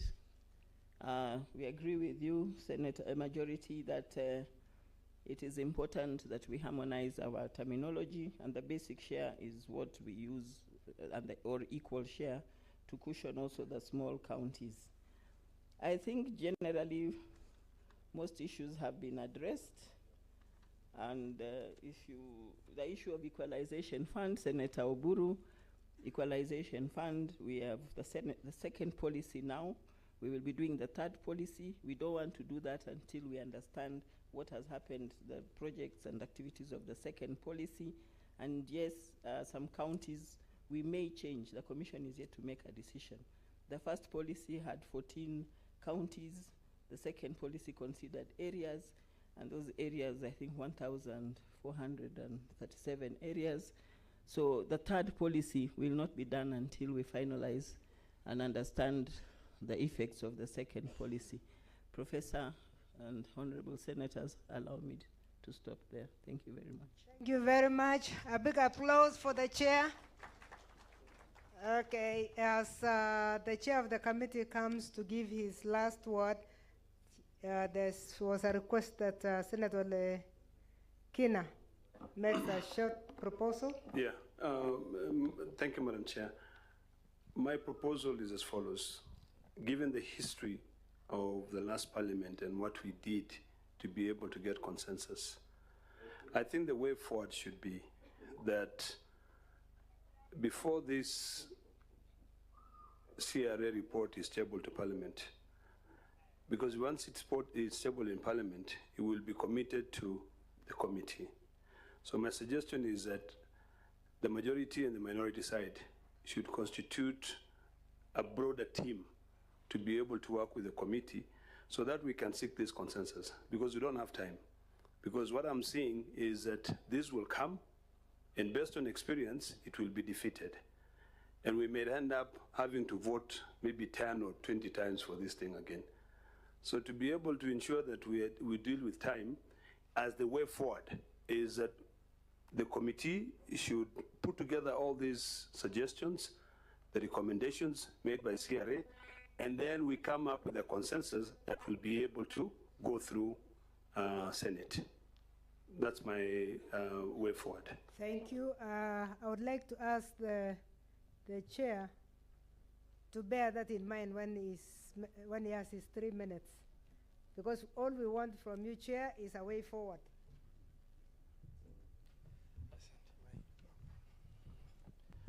Okay, thank you very much, Honorable Senators and Madam Chair, since I had made some disclaimer at the beginning of the engagement, the proposal by Senator Lekina will, I'll just request the Honorable Senators, if it's acceptable, we adapt it. You know, it's just thinking in the line of making our work ahead a bit easier by expanding the consultative forum between the committee and the House in a way that will make it more all-inclusive. I will conclude by asking for the approval of that proposal by the Senate. But let me say, in the last and the third generation formula, because of the controversy and about 12 times voting, and the Senate was sharply divided. At that time, a decision was made by then President to move the shareable revenue from 316 billion to 370 billion. That is what provided a solution at that point, because every time a new formula is introduced, these challenges is going to happen. What that indicated is the fact that whenever the parameters are adjusted or new parameters are introduced, we are going to run into this challenge of thinking about holding harmless, some counties, looking at counties that are getting very little money that may not be able to run devolution. Likewise, my majority leader, and I'm happy because we were in that Senate. Remember, after the 12-time voting, the shareable revenue was adjusted from 316 to 370 in order to make sure that we have a solution. I believe 54 billion, and that created a bit of sanity. And it also looks a bit apparent that if the numbers are not adjusted to what CRA has recommended, we are likely to fall into the same. Now, we will work on persuading maybe the government who look into that proposal of CRA, which is marginally not very high, maybe acceptable, so that then it reduces and the parameters are done. Now, on where my colleague, I just wanted to pick on two issues. One, my brother Senator Mungatana talked about parameter of emergency. Even if the parameter of emergency was allocated, it just will form part of the shareable revenue, and then it will be subjected to the budget. Because everything, these parameters will translate to a certain figure for each county in terms of the horizontal share of revenue. Now, the horizontal share, if it comes 10 billion, the 10 billion will be up to the county government doing their plan to make sure they put emergency fund allocation in place. So if it is factored in, or it is not factored in, it makes no difference. It just requires the prudence of the county governments to be able to make sure that they have that emergency planning. You might intervene and provision is made. However, when it comes to budgeting, the county government decides not to allocate, then it just beats the purpose. That's in planning. The elephant in the room was income distance as the chair, and even as it was explained, I still find it very difficult to start sharing this with the public, the general public, the population of Kenya, in order to make sure that they're able to relate to, as they have related to, first formula, parameter, second formula, third formula. Now, for them to relate to this formula in an issue that has not been commonly in use in terms of application, but that is something we'll navigate when we engage with the stakeholders. Lastly, it has come out very clearly the issue of fiscal responsibility. That is an issue that we will look at. And finally, from when the formula was submitted, there is a court ruling on population census case for some of the counties, which also require to be factored into consideration, God willing. Now, before I conclude, you know, can we have maybe a concurrence with what Senator Ledama has shared, that of the two, yeah, please. Thank you, Chair. Can we give him a hand clap? I think he has done a good job. The proposal has been put before you, Senators. I support the proposal for one reason. There is rumor that there are going to be changes in committees, leader of majority. And if that is going to be actualized, the committee that listened may be different from the committee that will come in.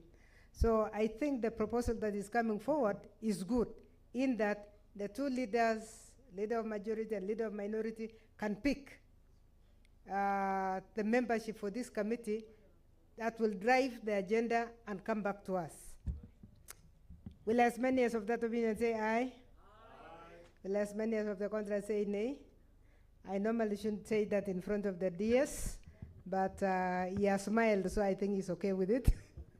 So I think we are okay. We leave that to the two leaders to give us a team that is broad-based, a team that will touch on highly populated areas, highly dispersed areas, so that we come back to this.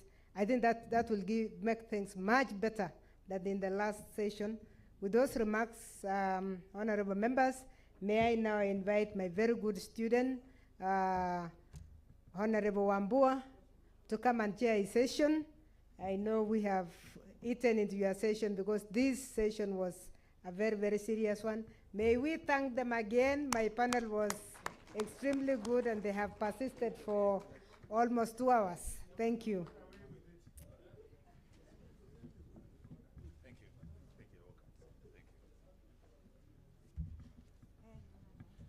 you. Thank you, Mwalimu.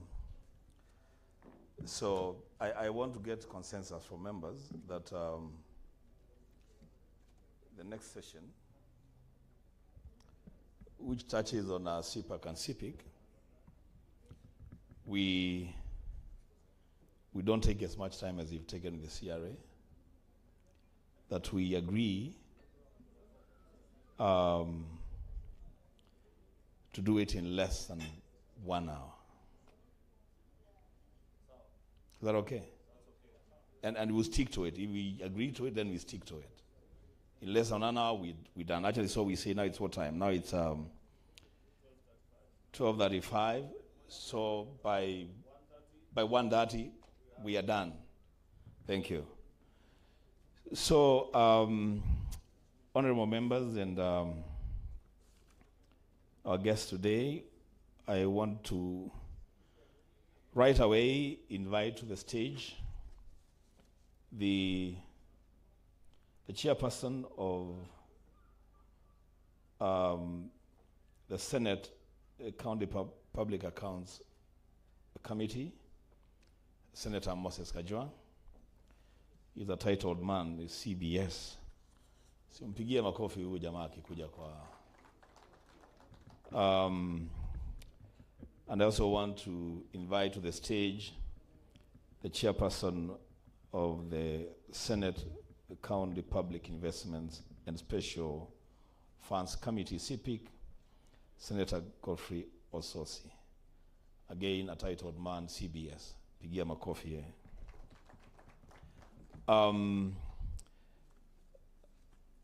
Like yesterday, I had a conversation with the clerk again in the evening, and he agreed that I can still ride on the protocols that were established yesterday. So no protocols, nothing. I'm not going to read a speech. Clerk, I saw a speech prepared for me. It's not necessary. I think that the most important thing to do is to agree with my colleagues here, Senator Kajwang and Senator Ososi, who are the chairpersons of our watchdog committees in the Senate. For some reason, members, this should be very, very interesting to you. I hear everybody wants to be a member of this committee, for whatever reason, I don't know.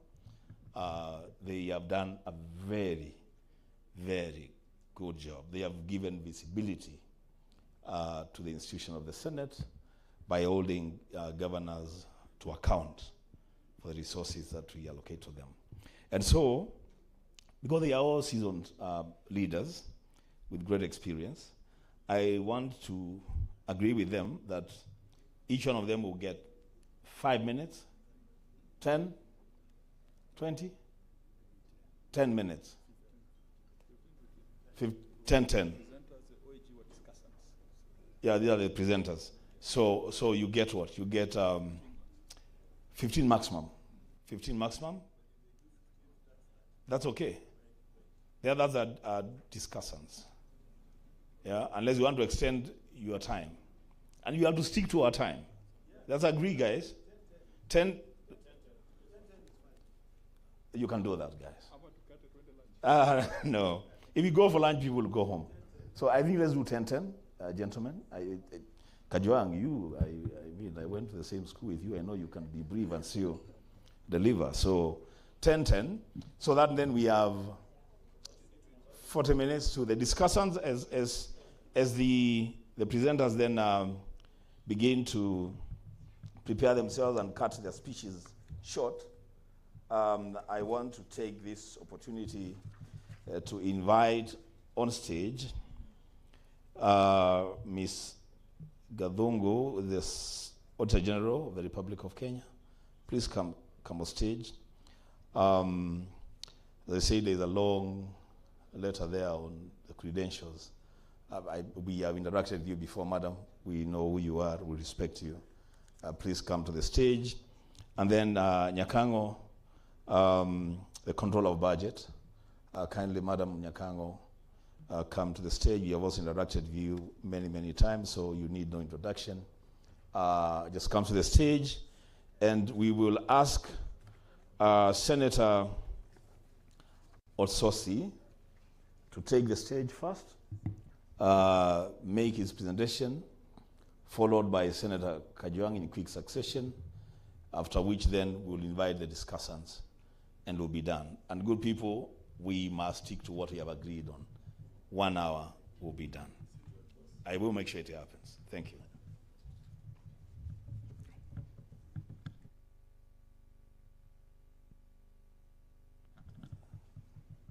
Thank you very much, Session Chair, the Honorable Wambua, for this opportunity. I'm going to be very quick, although I would have loved to have more time so that we can exhaustively look at all the issues that we have come across. Let me start by thanking the last Senate for the very important decision they made of splitting the larger CPIC committee into 2 committees, the committee of CPAC and the committee of CPIC.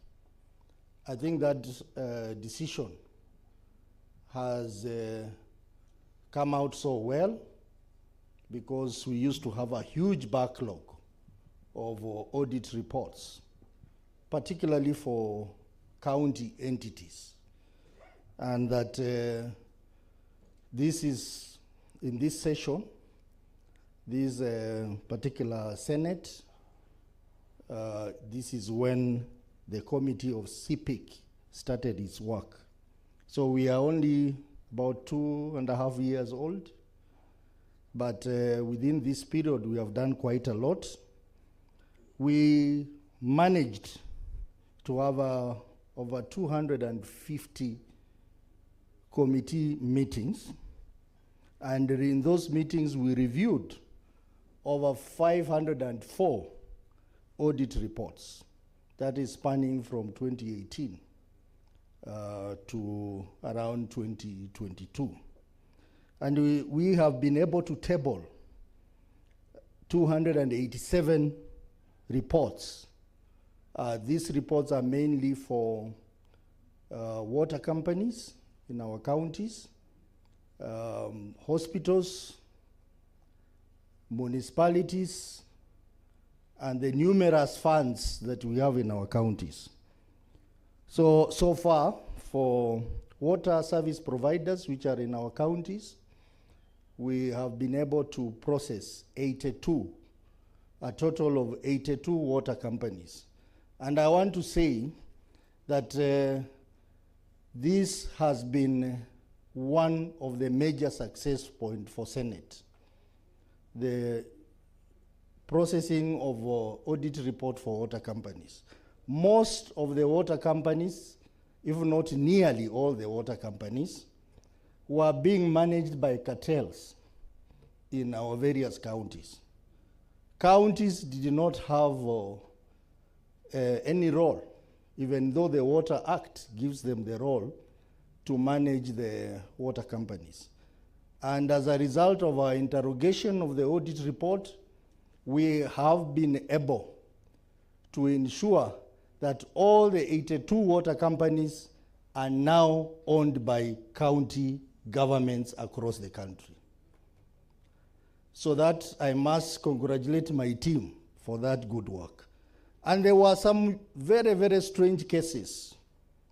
I know, for example, a water company in the northern Kenya where the governor was a shareholder. We managed to deal with that. I will not mention the name of the governor. He's a former governor working somewhere in a serious office in this country. Pardon? No, somewhere, the most powerful office in the land. We also managed to return to the county government of Murang'a, the Murang'a Water Company, which was a public utility but supplying water to a private farm. And Senator Olekina will tell you it was not one of the easier things to do because of the tycoon involved. And Senator Murang'a knows this. We have managed to return that to the county government. So I think this is a major contribution of Senate through the CPIC committee. The issue of funds, we managed to handle 130 funds. There are so many funds in the counties, some of them are similar in many ways. And I want to say that if there is an area of corruption in our counties, is through these many public funds. And I will say something about the bursary fund as I go on. Municipalities, we started this late last year, but so far we have covered 18 municipalities. This is another important area where we had challenges. I would expound on it if I had more time. I'm being told I have 5 minutes. Hospitals, you know, this is an important on-source revenue area. We have also started, and so far, by close of last year, we had 134 hospitals. That is level 4 and above. In considering these reports, especially for water companies, if you allow me to say, there were numerous issues which were almost similar in every county. The issue of non-revenue water. The global standards is 25%, but averagely most counties have huge non-revenue water, up to an average of 35%. That is unacceptable, and when the CRA was talking about issue of water and sanitation, I think that should be one of the key data that you need to apply in your formula moving forward. We had issues of untransferred assets, particularly for the waterworks development agencies in our various counties, and also the defunct local authorities. Most of the assets are still not transferred to the counties. And I think that's one area that we have mandated the IGRTC to try and do it, but I don't know why they're taking long to resolve that simple problem. Uncoordinated projects, the issue of lack of last mile connectivities, the issue of multiple levies, tariffs, and the issue of generally corruption, clear corruption in the usage of the revenues that are generated from these companies. So all these issues are included in the reports which we have already tabled, and I'm sure you'll have an opportunity to debate them. The issue of funds, we have multiple funds in the counties, but generally they can be categorized in 3 levels. That the bursary funds or education funds, revolving funds, and emergency fund. The bursary fund, this is important because the discussion started yesterday. And I'm happy that control of budget is taking some action. The control of budget is represented in our committees. The bursary funds are not looking good. It is another conduit for corruption. Most of the counties, there are governance issues in the way they utilize bursary fund. We have issues of lack of documentation. I know a county like Bungoma County, which spent over 800 million shillings on bursaries, and there was no documentation at all. At all. We have issues of lack of legislation in the counties to support the bursary fund. We have issues of bursaries being given to different, same students, but from different wards. So all this is in our reports. Get time to read the reports which we have tabled. But one of the recommendations we have made is the Senate should consider abolishing these bursary funds. And the reason is, apart from it being illegal, is that the other devolved functions, I'm told my time is up, the other devolved functions are suffering. The ECDs, the vocational training centers are underfunded. So, my colleagues, we have to think through. But then, we gave them an option that if we really want to continue giving bursary funds, then there must be an intergovernmental agreement with the national government. Most of these bursary funds do not have that. Revolving funds, there are also quite a number in our counties where counties have given out loans. And these loans are not, they're non-performing. Most of the money have not been recovered. Non-adherence to approved procedures, it is just that some of these funds were used as a campaign tool, where money was just given. The scenario is that during election year is when more money is given out to different groups. So this is a problem. Emergency fund, again, we have challenges. All these honorable members, we have done reports which we have tabled.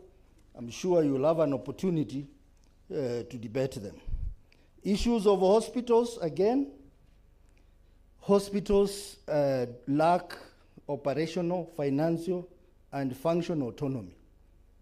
And we realize that if Senate continues with the oversight on hospital reports, we'll begin to see an increase in on-source revenue in those hospitals, because some of the hospitals, money is collected and it just disappears like that. But with this increased oversight, we'll begin to see a lot of changes. Lack of accounting and auditing requirements, lack of internal controls in the hospitals is a major issue, especially the issue of how they manage the drugs. Nearly all the hospitals have an issue with expired drugs. How do drugs expire? They expire because the doctors or the medical staff prescribe drugs to be bought in chemists around the hospital. So the drugs which are in the hospital are now utilized, they end up being expired drugs, and many other reasons. Quickly, municipalities also, we have looked at their reports and we have tabled the reports, is one key area of on-source revenue, that if there is enhanced governance through the CPIC committee, then we'll begin to see an increase in shareable revenue.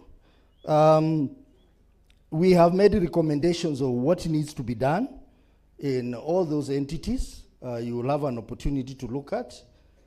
But let me also talk about the challenges, which is very important, and the threats.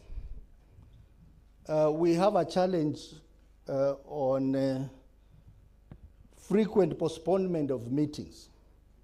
It is very difficult to have meetings approved, especially with counties which have accountability problems.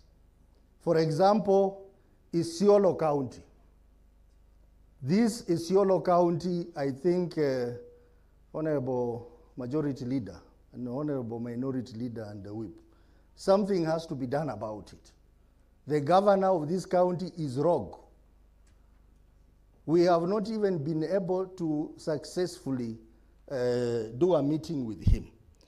So the issue of postponement of meetings is an issue, and we may think about making amendments to Powers and Privileges Act so that summons or invitation by the oversight committees are taken seriously. The issue of witnesses appearing without proper responses, it's common. And the other major challenge is the court ruling. You remember in October 2024, the High Court pronounced that Parliament must consider and conclude audit reports within the timeline set out in the Constitution. That's 3 months. And then the issue of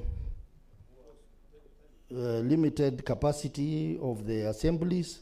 So, as I said, there's quite a lot of issues that we can discuss as far as public investments are concerned. But I think as we go on, we'll have an opportunity to interrogate the reports that we have tabled. And you will have to make a decision on some of the recommendations, far-reaching recommendations we have made. On a success note, just 1 second, the committee also ventured in the issue of unlimited pension, that since devolution was started and even before devolution, we have 80 billion shillings which counties owe pensioners. I am happy that we took up this matter, and the National Treasury gazetted a task force which is almost completing its work. So when we resume, we'll be tabling a report on that, and that will be a major achievement of this Senate, unlocking 80 billion shillings that belongs to pensioners. Thank you very much, and we will be discussing in the discussion part. Thank you, honorable members. You've done a good job, but you've overspent your time by more than 7 minutes. Let's agree. The next presenter, Senator Kajwang, when you've done 5 minutes, I'll notify you, and then when your time is up, I'll notify you. You don't have to stand behind a senator to conclude your submission. I thank you, Karibu. Thank you, Senator Wambua. My reputation is that I usually take longer than 10 minutes, but now I am forced to do this within 10 minutes. Mr. Speaker, the leader of majority, the Senate Public Accounts Committee was in Arusha because the liaison committee had programmed that committees would travel at around this time. So I had to travel from Arusha just to honor my colleagues and to make this presentation. I had a PowerPoint presentation. I don't know whether it will come up, because without it, I'll end up making political statements, which might land me in trouble with Edwin Sifuna. So are you able to put up that presentation as a guide? Okay, thank you. I think just go to the next slide, which just is the outline of my presentation, and go straight to the third slide. Now, the third slide was talking about the mandate of the Public Accounts Committee. which is not foreign to members. But there's a broad mandate that we have not taken advantage of. We have focused more on examination of reports of the Auditor General. But you see the first mandate, that is the standing order, to exercise oversight over national revenue allocated to county governments. And the argument is, if expenditure by national government reduces the entitlement of county governments, does the Senate have a right to question that expenditure? Whenever we are dividing revenue, there are always these things we call national interest matters. And sometimes there are things like NYS, free primary education. So if we have that mandate in our standing orders, should the Senate Public Accounts Committee just restrict itself to the accounts of the 47 counties, or from time to time, we can examine national government expenditure which has an effect on reducing the allocation to counties? In my view, the answer is yes. Because in the past, we have forayed into that territory. Anyang' Nyong'o had a committee that looked into Kenya Airways.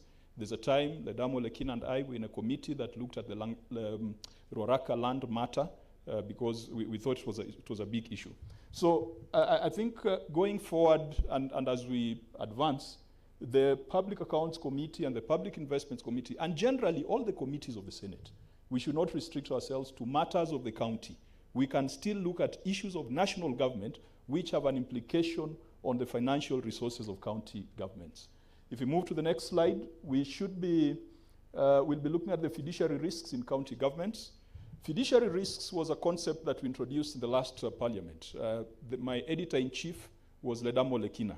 We came up with the first fiduciary risks report, which was adopted by the House. Immediately upon the adoption, the Council of Governors went on a fundraising to take the Senate to court. They required every county government to contribute about 2 million so that they could go to court to challenge the fiduciary risks report of the Senate. And it was quite unfortunate. The reason they were challenging that report is that we had recommended a surcharge on governors for contributions to the Council of Governors.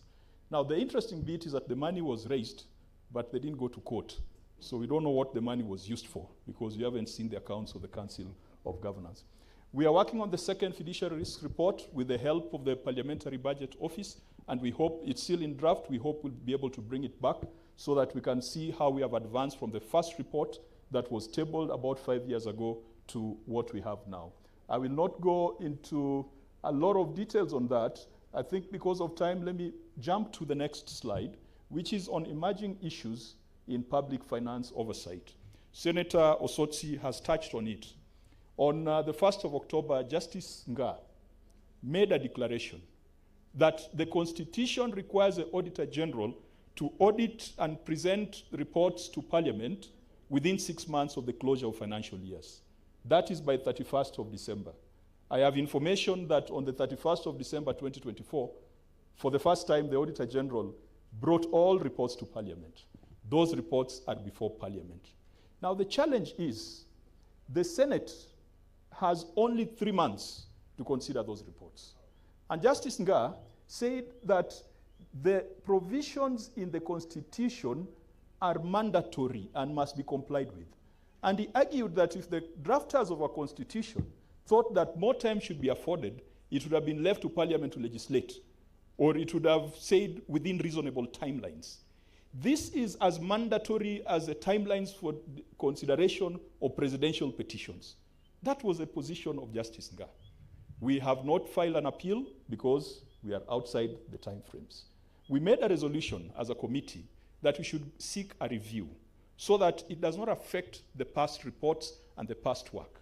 And the genesis of this ruling is that some guys were fingered for squandering money in Nairobi City County.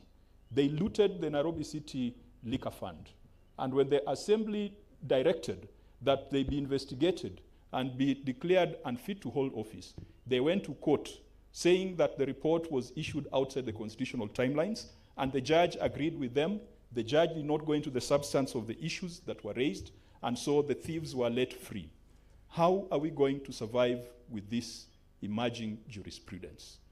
Honorable Majority Leader, if you look at those timelines, half the timeline for Parliament is already spent. The Auditor General has done her bit. For us, January, we're on recess. February, half of it will be away. And assuming you have a committee in place next week, they will have not more than 30 days to consider 94 reports, 47 executives, 47 county assemblies.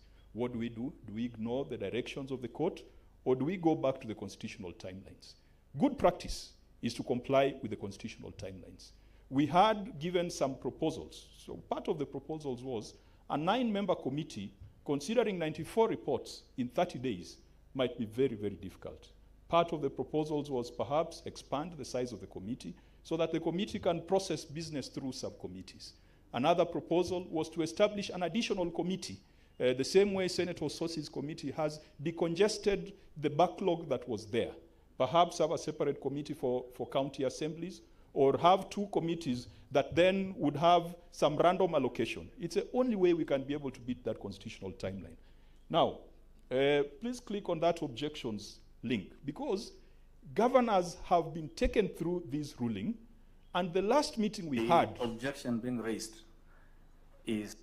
The last meeting we had was a Governor Kisi. He came with a battalion of lawyers. Of course, Senator Nyonka is in my committee, so you can expect you can imagine the environment that was in that meeting. And the Governor Kisi came and argued on this basis that we had called him outside timelines, and therefore we were wasting his time. He definitely left a very deflated man once we are done with him. But the other governors are going to do the same thing. What Governor Simbarati did was just a precursor to what other governors are going to do. You invite a governor for 2023, he'll tell you, go to Justice Jairus Nga's ruling. I think moving faster, the matter seems to have come to attention when the timelines for appeal was exhausted. And we had made a resolution to go for a review, and I don't know whether that has been filed, but my committee made that resolution. Next slide before Senator Wambua bumps me off stage. Yeah, so that's what I'm saying. Those are the timelines, and we must abide by the Constitution. If we can consider presidential petitions in that number of days, then why should it take forever to consider audit reports? I agree with the Justice Jairus Nga ruling. My only reservation is he should have allowed some transition for us to deal with the backlog, so that going forward, we are able to meet that target. Moving on to the next. Now, giving effect to Senate recommendations, I think this is where the frustration is, that we always feel like we are making a lot of noise, but there's nothing that comes out of it. I'm happy, Madam OAG, I've seen the reports, a summary of the reports that you have brought before us. No county executive has a disclaimer, none has an adverse opinion, all the 47 are qualified, and there's none with an unqualified opinion. As per our fiduciary risk report and our template, a county that has a disclaimer, we should not even be discussing. We should not even be allowing them to continue receiving funds. We should direct, or we should request, unfortunately, it is a preserve of the National Treasury, the Secretary of the National Treasury, to initiate the process of stoppage of funds. In South Africa, which has roughly similar arrangements to us, the provincial system, if a county or a municipality has a disclaimer or adverse, it is handed over to the national government for management and recovery and administration. In our case, you go to Kitui, they have a disclaimer, the records have been burnt, so there's no way of reconstructing evidence, but the county still continues receiving resources.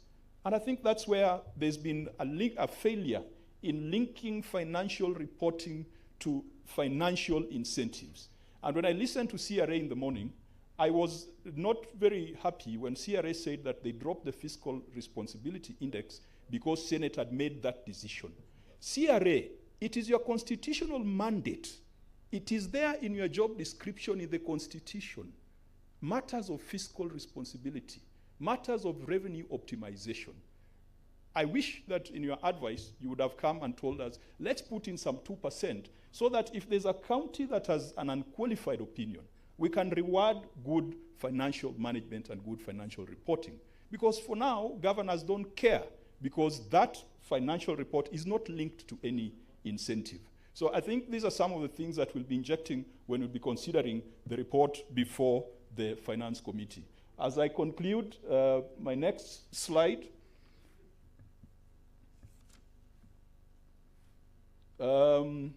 Yeah, so we've had headlines like those. Graft lord nailed, 40 big fish. Next. Now, graft investigations in counties tend to be very slow, but when the politics demands, they are very hyped. I hear rumors that the Governor Bomet has been arrested today. You saw what happened to Marsabit. Marsabit appeared before my committee. We challenged them to account for 8 billion. That was the total allocation for the financial year. The media picked it, put up a headline that Marsabit has stolen 8 billion. And then the next week, EACC made a very dramatic arrest of the governor, the current governor and the former governor. Now the question is, how far has that matter progressed? It has gone cold turkey. The DPP has frustrated prosecutions. In this particular case, the DPP had made a move to withdraw the case.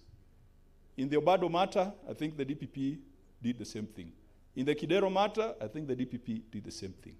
We need to ensure that we have strong and proper synergies between the various agencies. In the next slide, please. And I've said, just like in Nigeria, I think Nigerians are also frustrated with their governors. Even them, it took them a decade to bring a former governor to book. Now, I know that the governor for, that was Samburu, actually his prosecution began after the Senate had visited the county. I recall we descended in that county on 3 choppers.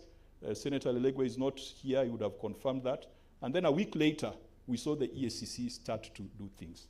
I think we need a multi-agency approach. The question has been who should lead the multi-agency. Should it be EACC? Should it be DCI? We have varying degrees of disappointment with them. DCI investigating a fire in Migori, they cleared the county.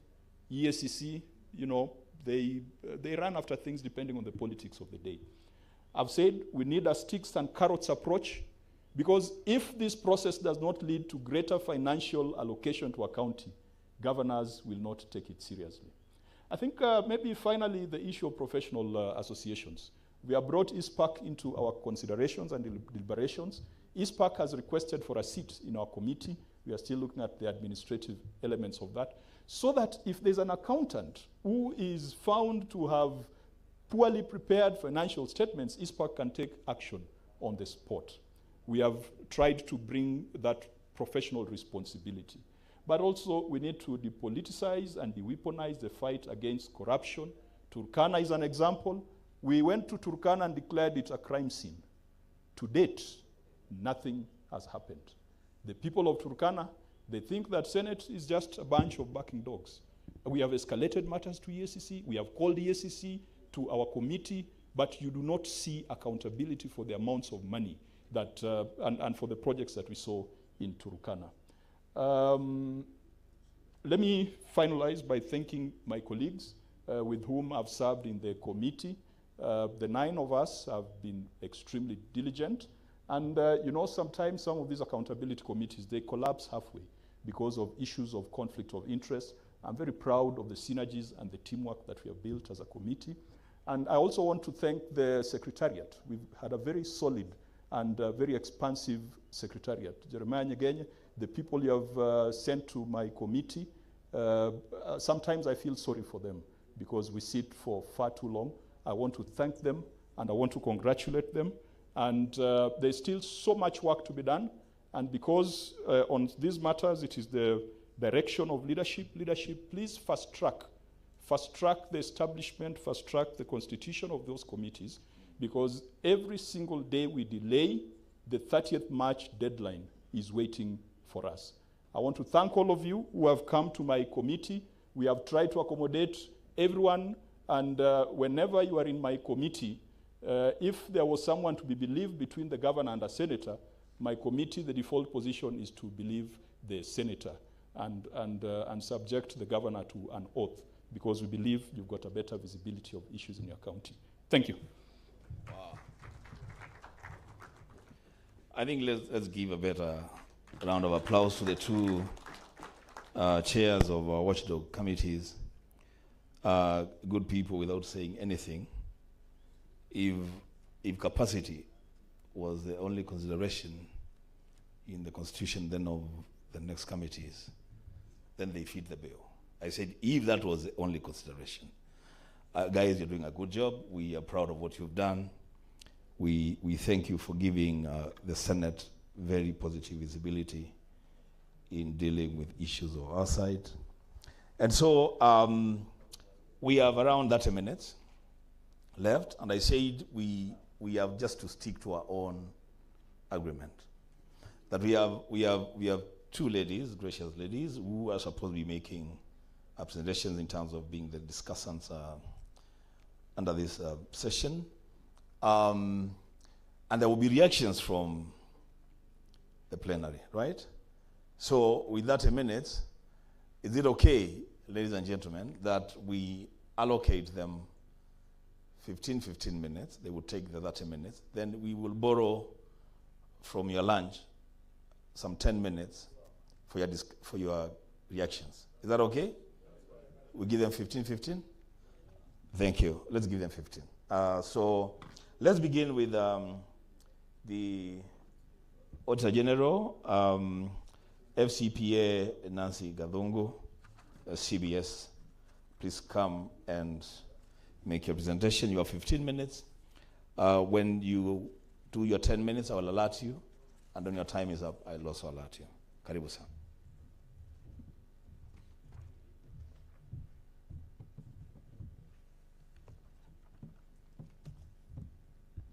Thank you very much, Chair of the session, honorable members of the Senate, your staff and other members,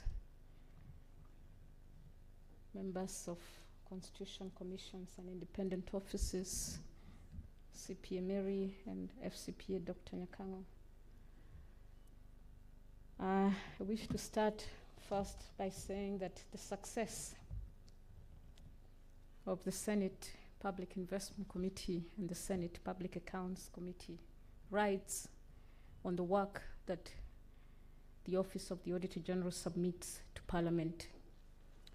And when they report positives and success and action, then indeed it means that we have been impactful as the Office of the Auditor General, and that the members of Parliament and Senate in particular has been impactful in oversight and accountability in the use of public resources. We had a long discussion on revenue allocation, took quite a bit of time, which is good, because when we discuss revenue allocation and agree how much goes to devolution and how much is retained at national level, the next stage is disbursement. I actually thought Dr. Nyakango would speak before me so that we follow the chain.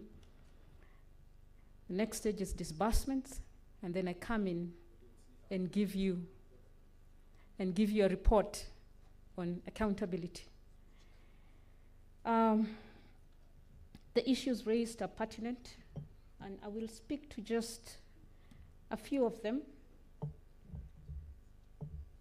One I want to speak to is to confirm that at this point in time, all the reports for county executives, county assemblies, county funds, hospitals, water companies are with you. Probably when you resume, you'll need a full day for the tabling of those reports, because they should be over 2,000. There is a perception that the Auditor General audits 47 counties, which means 47 executives and 47 assemblies. I wish that was the case, because I would be able to audit and report probably within a month. But because of what Senator Osotsi has talked about, right now, for the 2023-2024, you have 2,035 county government entity reports that you are required to discuss. And that is not all. You have the county executives, the county revenue funds and receivers of revenues. You have county emergency funds, about 24. You have over 130 county public funds. We have the car loans and mortgages. Level 4 and level 5 hospitals. That's about 376 level 4 hospitals and 18 level 5 hospitals. And with the implementation of the facilities improvement funds, honorable senators, the level 2 and level 3 hospitals are soon going to be self-accounting, and I will be issuing separate statements or audit reports for them. Then we have the TVETs, about 991, and we have the 82 water companies. That is quite a big scope or universe. It's a lot of work for you. It's a lot of work for me. And that's why the timelines have become a little bit tight, and we have had to discuss with the Senate on the proposals on how we can handle. And I like that the chair for the County Public Accounts Committee has proposed some 2 very key or far-reaching solutions. Either expand the committees and discuss the reports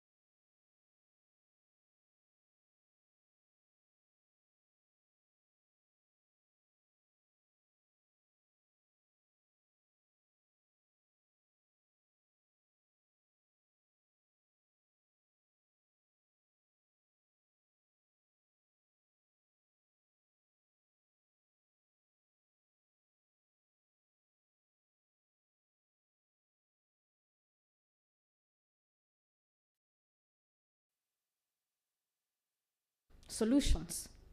Either expand the committees and discuss the reports